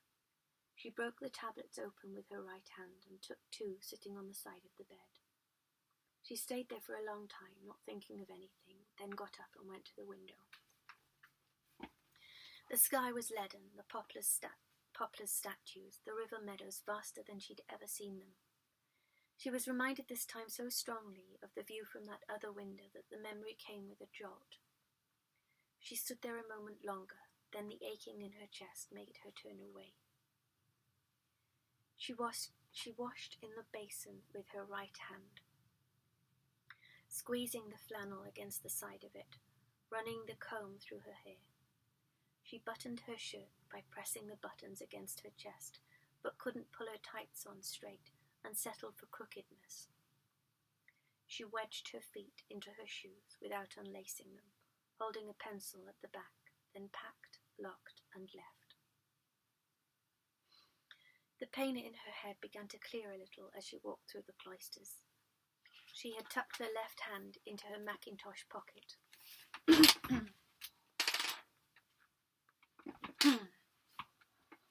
Inside the dining hall, the light falling from the high windows was a physical pressure on her eyes. The smell of sausage and mushrooms and scrambled eggs made her queasy. The hubbub of the kitchen, the clatter of cutlery and swell of conversation assaulted her, though there weren't many students breakfasting this morning, and those that were bore the look of the condemned. It could not be long now before the exams were over. She discovered she could grip a little now, and with her left hand, though she didn't trust herself with a tray, grip a little now with her left hand, though she didn't trust herself with a tray and took a plate only. She sat at the edge of one of the benches and began to roll her boiled egg. Despite the cloudiness of the day, the light was piercing and her neck damp with perspiration. She couldn't swallow the egg. She tried the apple, but it was no better. Just as well, she thought. The sooner I get to the library, the better. But she felt naked, exposed on this last morning in the city, and as uncomfortable as it was sitting here on this bench, she didn't want to be parted from it. She felt very strange, as if on the verge of some lone expedition, but with no one to wave her off or wish her luck, and she didn't know where she was bound, could see only a dark horizon, past which she would sail off over the lip of the world into the infinite and irreclaimable beyond. She suddenly knew how her ancestors must have felt when they set off in their longships. There was something about the light falling from the high windows that made her think of those men of old. The Anglo-Saxons had a word for dread, morgensjok. It meant fear in the morning. She used to feel it as a child, watching her mother, wondering what sort of day it would be. But this morning the sickness augured something final, as if the day held terrors she could not yet identify. The wood had come to Dunsinane, the oracle had spoken. Lots had been cast. She tried to rouse herself from such thoughts, but succeeded only in slipping deeper, and the aching in her chest, which had been niggling all morning, had now reached such a pitch that she closed her eyes and held on to the edge of the table. What is it, she asked herself, this pain that rears up again and strikes me dumb? It was usual for her to examine herself in this way. It was unusual for her to examine herself in this way. What was the matter, she asked herself. What did she want? The most obvious answer, that of life itself, didn't occur to her. She thought, I want my thesis to be a success. I want that more than life. And although she had never articulated this thought to herself before, it didn't frighten her. When she tested the answer against the aching, however, she realized it was not the right one. It was not what she wanted now.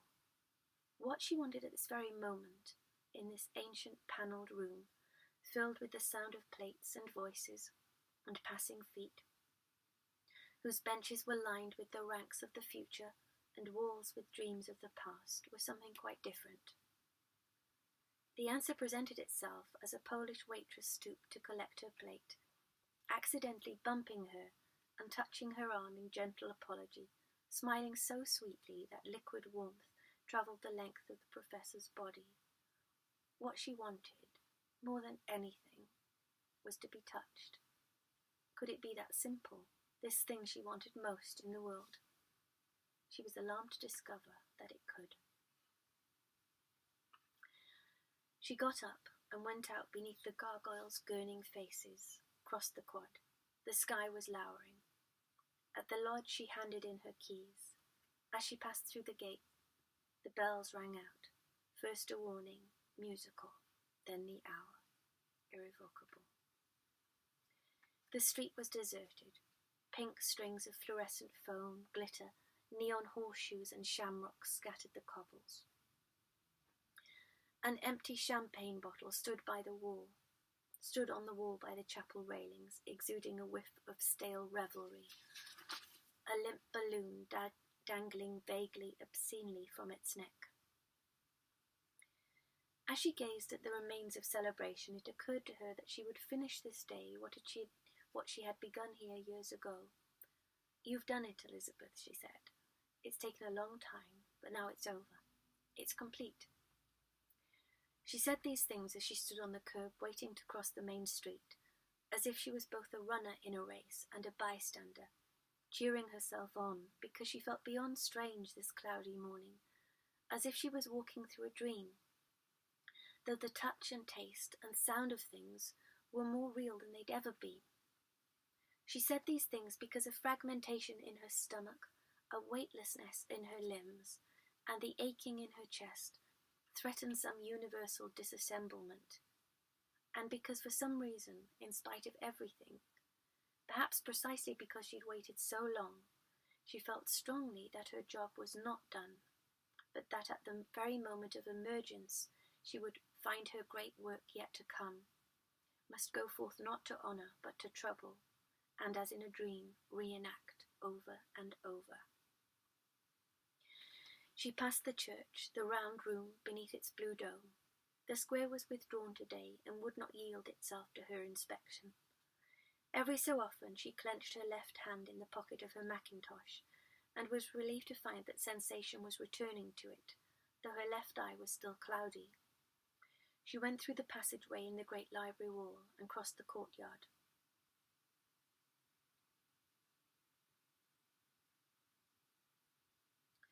She hadn't visited the old place yet, so engrossed had she been in the archives, but nothing had changed.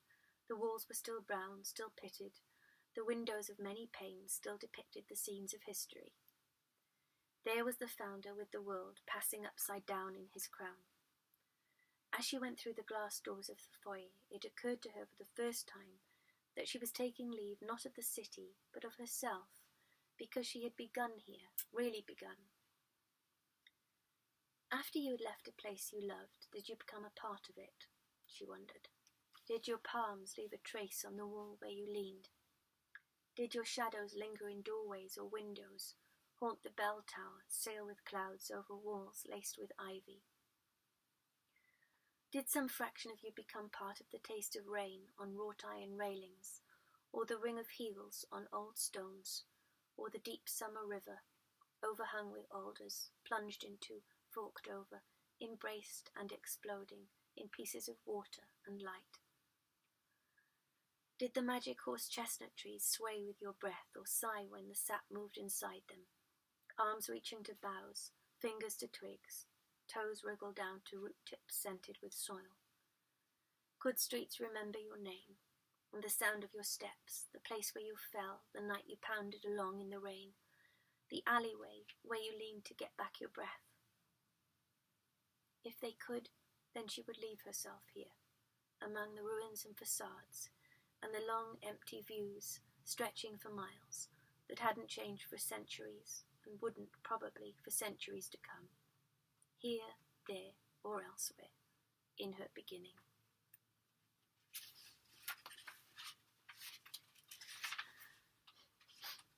And now we come to the very end of the novel, and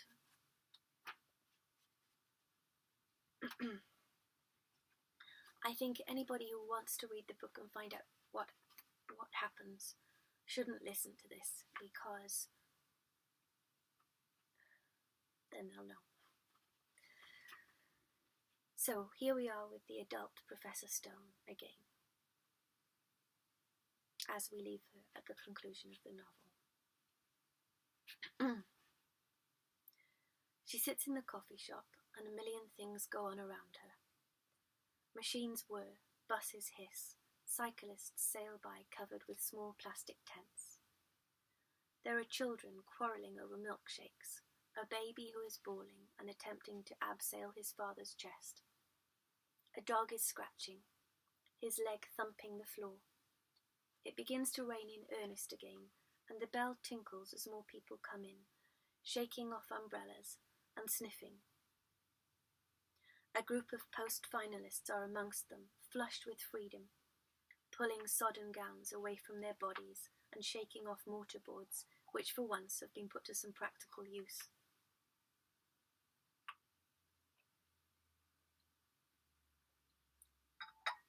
He says to her, "Tell me when it began."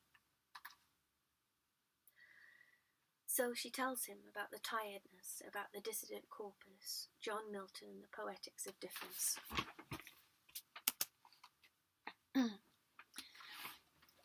About how the original thesis wasn't working, and nothing she did made any difference. She told him about Wordsworth and the prelude, and toppling off the stage in the lecture theatre. And then the weakness of her arm, the transitory blindness, the exhaustion, the rages, weeping in a tutorial. She told him about the doctor and the scans and the therapy. The realization that her book wasn't working, losing her hair, the empty chair, the conviction she was going to die, thinking about him and this city. Then she comes to the dream about the kitchen table and the bustling room and the stranger. And she looks around, and she looks at the table, and she looks at Edward Hunt, and her eyes begin to fill. He says, "What is it?" But she can't explain, because she doesn't know, is not sure what's happening, or should that be what has happened?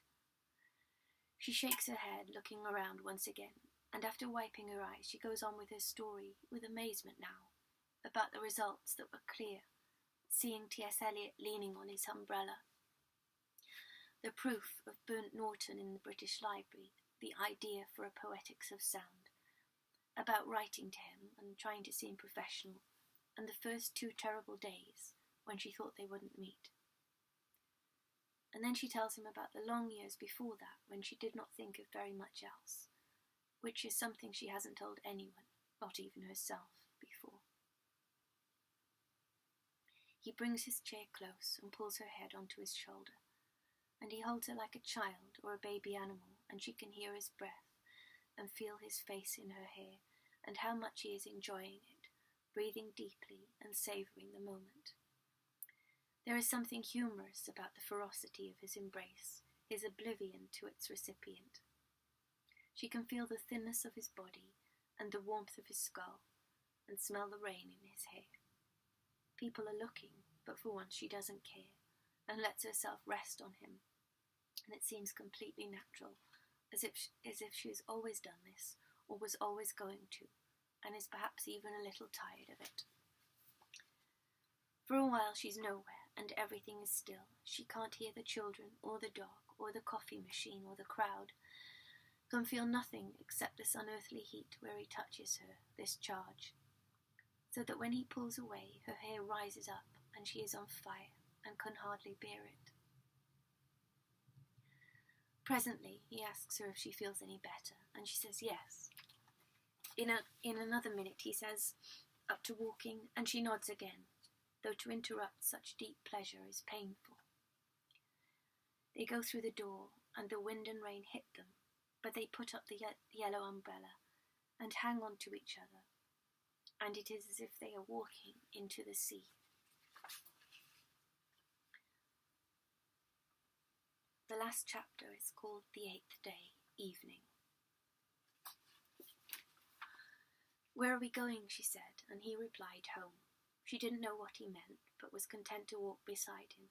Indeed, the novelty of being so close to him made her stumble. They were walking along one of the city's narrow side streets, and beyond the stone walls either side they could hear the college gardens, emerald and dripping, and everywhere the sound of the rain. As they turned into an alley, he kissed her. The lips were softer than she imagined, a little more hesitant, a little more moist. She could feel the vague shapes of teeth and gums behind them, the square bones of the jaw, and the breath from the nostrils. Her knees bent a little as he released her, and she stood for a moment with her eyes closed. He kissed her again before they continued, and once more at the corner of the street. They kissed beneath an archway, and outside a sweet shop, and on the corner by the Horse and Groom. Then they were turning into a cobbled street, stopping in front of a small white house with black timbers, and bending to go through a low door. He helped her out of her mackintosh, and turned on a gas fire, his fingers fumbling with the switch. His face was red with wind and rain. He said, "I want to call a doctor, but I have to do what you say. Do you want to sleep? Do you want to eat? Do you need me to get you anything from the chemist?" She shook her head. She said, "I've got some Nurofen in there somewhere," and he knelt and unzipped the bag, and she watched in disbelief as this man hauled out her nightgown and toothbrush, her laptop and books. She would have looked herself, but didn't like to interrupt. At last, when there wasn't much left to haul, she said, apologetically, "I think they must be in the side." He rummaged violently, then handed a packet of tablets to her and went into the kitchen. He came back with a large glass of water and watched as she drank, then said, I'm going to get you some dry clothes, and then we'll think about what to do next. She heard him go up the narrow stairs in the corner and sat back on the sofa, gazing at the low ceiling, the straining shelves, the pot plants, the CDs, and enormous table.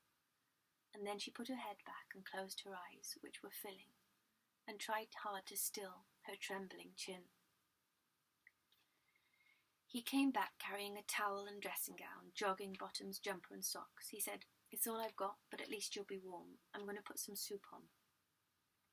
He went into the tiny kitchen, and she heard cupboard doors shutting, a can being opened, the clicking of a hob. Her fingers were clumsy. She removed her tights and dried her hair and legs with the towel.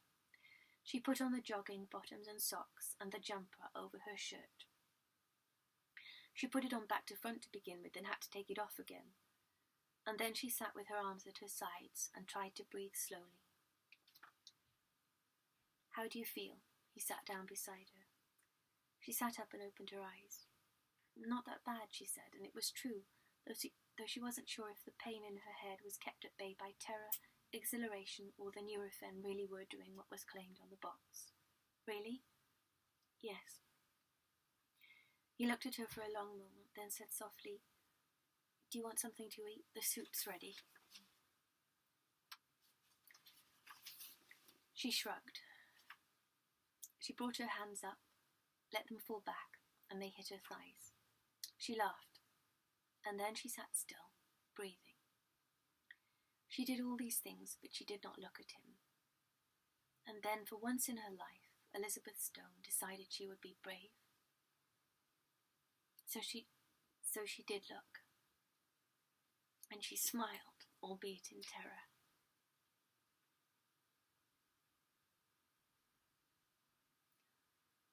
It was the smiling that did it. If she hadn't smiled, the evening might have passed differently, but she did smile, and he smiled back.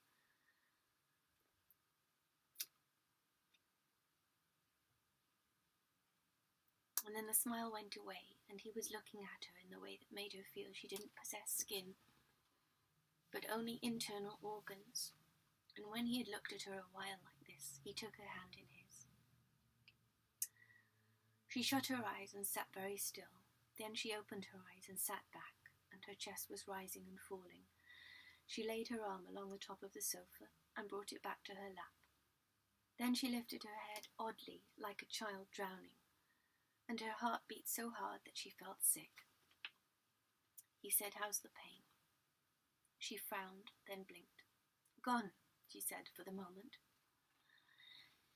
He cupped her head in his hand. "Are you tired?" She thought about this. Tired was not the word, not anymore. Unreal, perhaps. Bewildered, but also remarkably present, alert. "Not tired," she said, "just here." His eyes travelled over her face, and she felt his breath touch her. He sighed deeply. Then he said, "Come with me," and held out his hand. Her body followed. At the top of the narrow stairs there was a landing, barely wide enough for two people to stand, and a small door. He lifted the latch, and they went into the room filled with books. The smell made her happy. It would have made her happy if she hadn't been terrified. He led her to the bed and said, "Sit down." Her breathing was audible. He unlaced her shoes, lifted her feet out and put them side by side on the rug. He said, "All right?" And she nodded, raising her eyebrows. She craned to look out of the window, as if she'd just glimpsed something there, but he said, "Look at me." And when she did, she saw that his face was flooding with something it could only just contain. He took off his own shoes, and she shut her eyes and began to undo her shirt. And she thought she might faint. She felt she was praying or fingering a rosary, though she'd never done either in her life, and it probably showed because she wasn't getting on very well with the shirt buttons. Then she felt his hands close over hers, and her own drop to her lap. He undid the front of her shirt. He undid each cuff, then slipped it down off her shoulders. He kissed her again, more deeply, cupping her head, then began unbuttoning his own.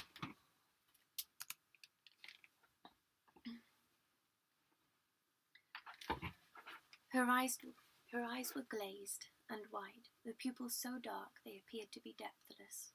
He said, "Lie back," so she did. She folded her arms over her brow and concentrated on taking slow breaths. She stared at a paper lampshade. She thought, "I have the same one at home." He took off her jogging bottoms, and her feet fell plop, plop against the bed. He pulled off his jumper. She heard his hair crackle as it went over his head. She heard him unzip his jeans, and she heard him stumble a little as he stepped out of them. She tried not to hear. She removed her bra and replaced her arms over her chest. She was aware that her breasts hung either side of her body. She was aware that no one had seen her breasts before. She was aware that her pants used to be white, but were now a more ambiguous colour, and aware no one had seen that part of her either. Then it occurred to her that in a moment she would see his body, too, and she shut her eyes and didn't know how she would open them. Was this what all mortals aspire to? Was this the great action, the event she'd striven to be well equipped for? She had prepared herself for something entirely different. She was woefully unprepared. The bridegroom would not find her waiting. Her talents had been squandered. Her wick was untrimmed, her flame quite put out. A muscle spasmed violently in her calf. She considered crossing her legs, but thought it would look ridiculous. She realized she was still wearing her socks. He lay down beside her. He was whiter, thinner, younger than she'd imagined. There was a tan line at his neck. She tried to smile, but her mouth wobbled terribly, and she thought it best to return her eyes to the lampshade. He touched her and sighed with pleasure, and her heart beat raggedly. He drew the blankets around her and kissed her face. He kissed her hands, he kissed her hair, and when he felt the rough scar from the surgery beneath it, he kissed this too, so gently that she wanted to cry out. He said, "I have wanted to do this for the longest time." Fragments of darkness swam at the edges of her vision. Her arms remained pinned to her chest, whether because her breasts caused her more consternation than her pubis, or because she was unable to move them, she wasn't sure. He said, "Elizabeth." She could no longer smile or look at him, but after a moment she did succeed in unclasping her arms from her chest and lowered them either side of her as if she was settling in a coffin. He took her wrist and unbuckled her watch and put it on the bedside table and lay down beside her, and she felt his warmth and his hardness and his heart. He said, "Remind me again why we didn't do this before." And she said, "I don't know." He took her hands once more and kissed them. Then he sighed deeply and said, "If only I could make you see how much I love you." She closed her eyes. She opened them. She tried to speak, but her throat made a strange sound, and she closed them again. She took a breath. She took another. She said, "I have something to tell you." "All right," he said. He was leaning on his arms, looking at her. He didn't seem to be able to look enough. She said, "I." She said, "I." She said, "I." She said, "I am a virgin." And when she had said it, darkness swallowed her up. He was silent a moment, then said softly, "Are you?" She nodded, but didn't open her eyes. She could hear the sound of her breath, and it was rasping, and she was horrified, but could do nothing to stop it. With enormous effort, she looked at him. It was even more terrifying than she had anticipated. His eyes were black and unbearably bright, and held such terrible affection in them. Her own slid back to the lampshade. She said, I thought you ought to know.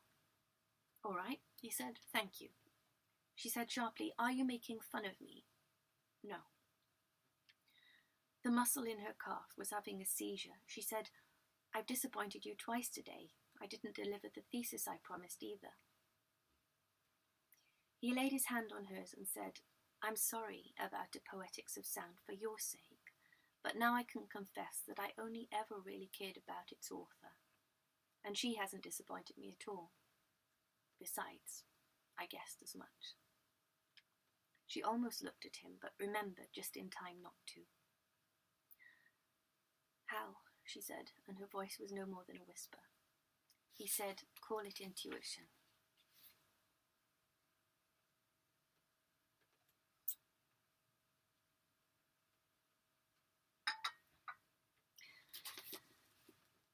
Then he put his hand on her heart, or the place she thought her heart might be.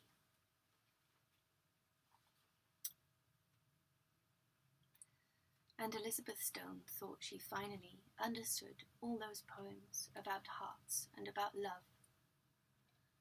Because if this was love, she was dying of it, and if this was a heart, it was breaking.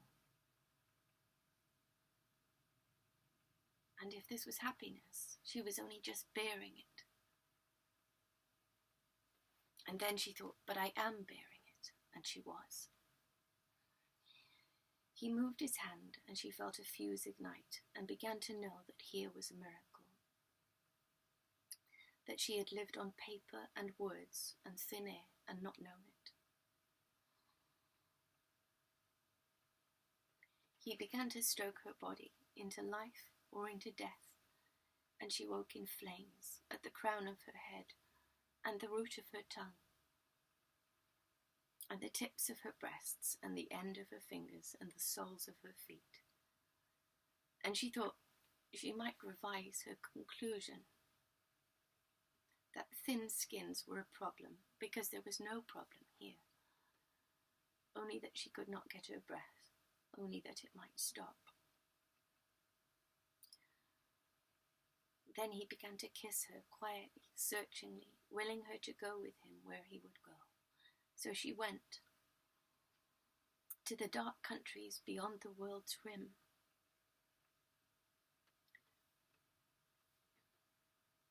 to the place only the bravest go, because they are unknown, the place not meant for her and meant for her alone. And the pain in her chest that had been her lifelong companion moved into her shoulders, and then it moved into her throat, and then it moved into her jaw, and it crept into her eyes and slipped down the sides of her cheeks and ran into her hair like oil.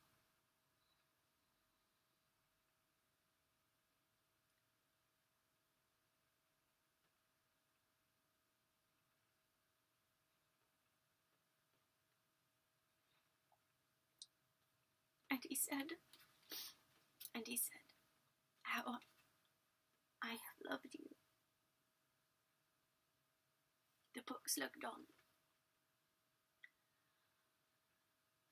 They would have to find ways of describing this mouth, this weight, this darkness, this pain.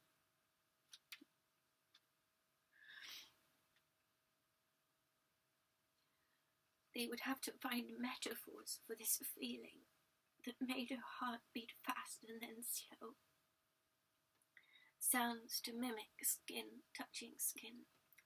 Rhythms to approximate the waves ascending her neck, breasts, and knees. She suspected she was dreaming, but not as she knew it. She was dreaming awake, and all the textures and colours and shapes of this world that laid themselves against her eyes, and the sounds of the city beyond the window she was dreaming into being, because hadn't she dreamed of this house many times, and these roofs, and this city, and this man? And did that mean these things were real or imagined, in the future, the past, or the everlasting present? All was unknown yet remembered with the strange specificity of dreams. And now, as he pushed her hair from her forehead, she recognized this too, with all the euphoria of Odysseus glimpsing the cliffs of Ithaca. Yet all was undoubtedly real. Indeed, there was a moment when he looked at her that it was unbearably so.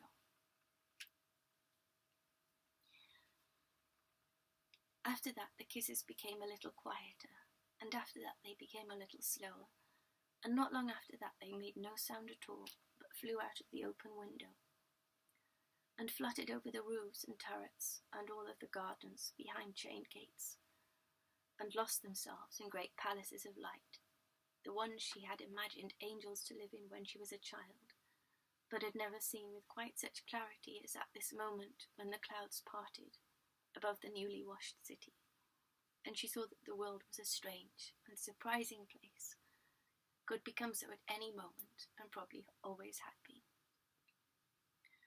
A bell sounded clarion in the quiet of the room, and he got up and opened the window, and a cool breeze came in.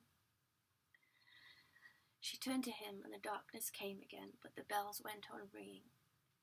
Unheard music was sweeter, but there was real music now, though she could not be absolutely sure. So easily did it enlace itself with the gathering grey. She said, "Can you hear that?" And he said, "Yes. It's the choir in the music room."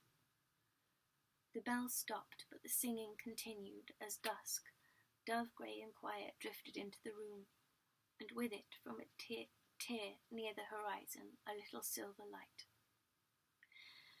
The dusk draped the room in sleep, but the light, as it died, caught the letters on the spines of the books, and glinted there as if it would speak. Between the two figures, however, there were no more words, though there was music, rhythms of their own making, more insistent, if less enduring, than that of poems and arias. "Again," said the music, "again. Now and now and now. A succession of timeless moments." I'm sorry I cried. How pathetic is that, to cry? Your own work, how pathetic is that?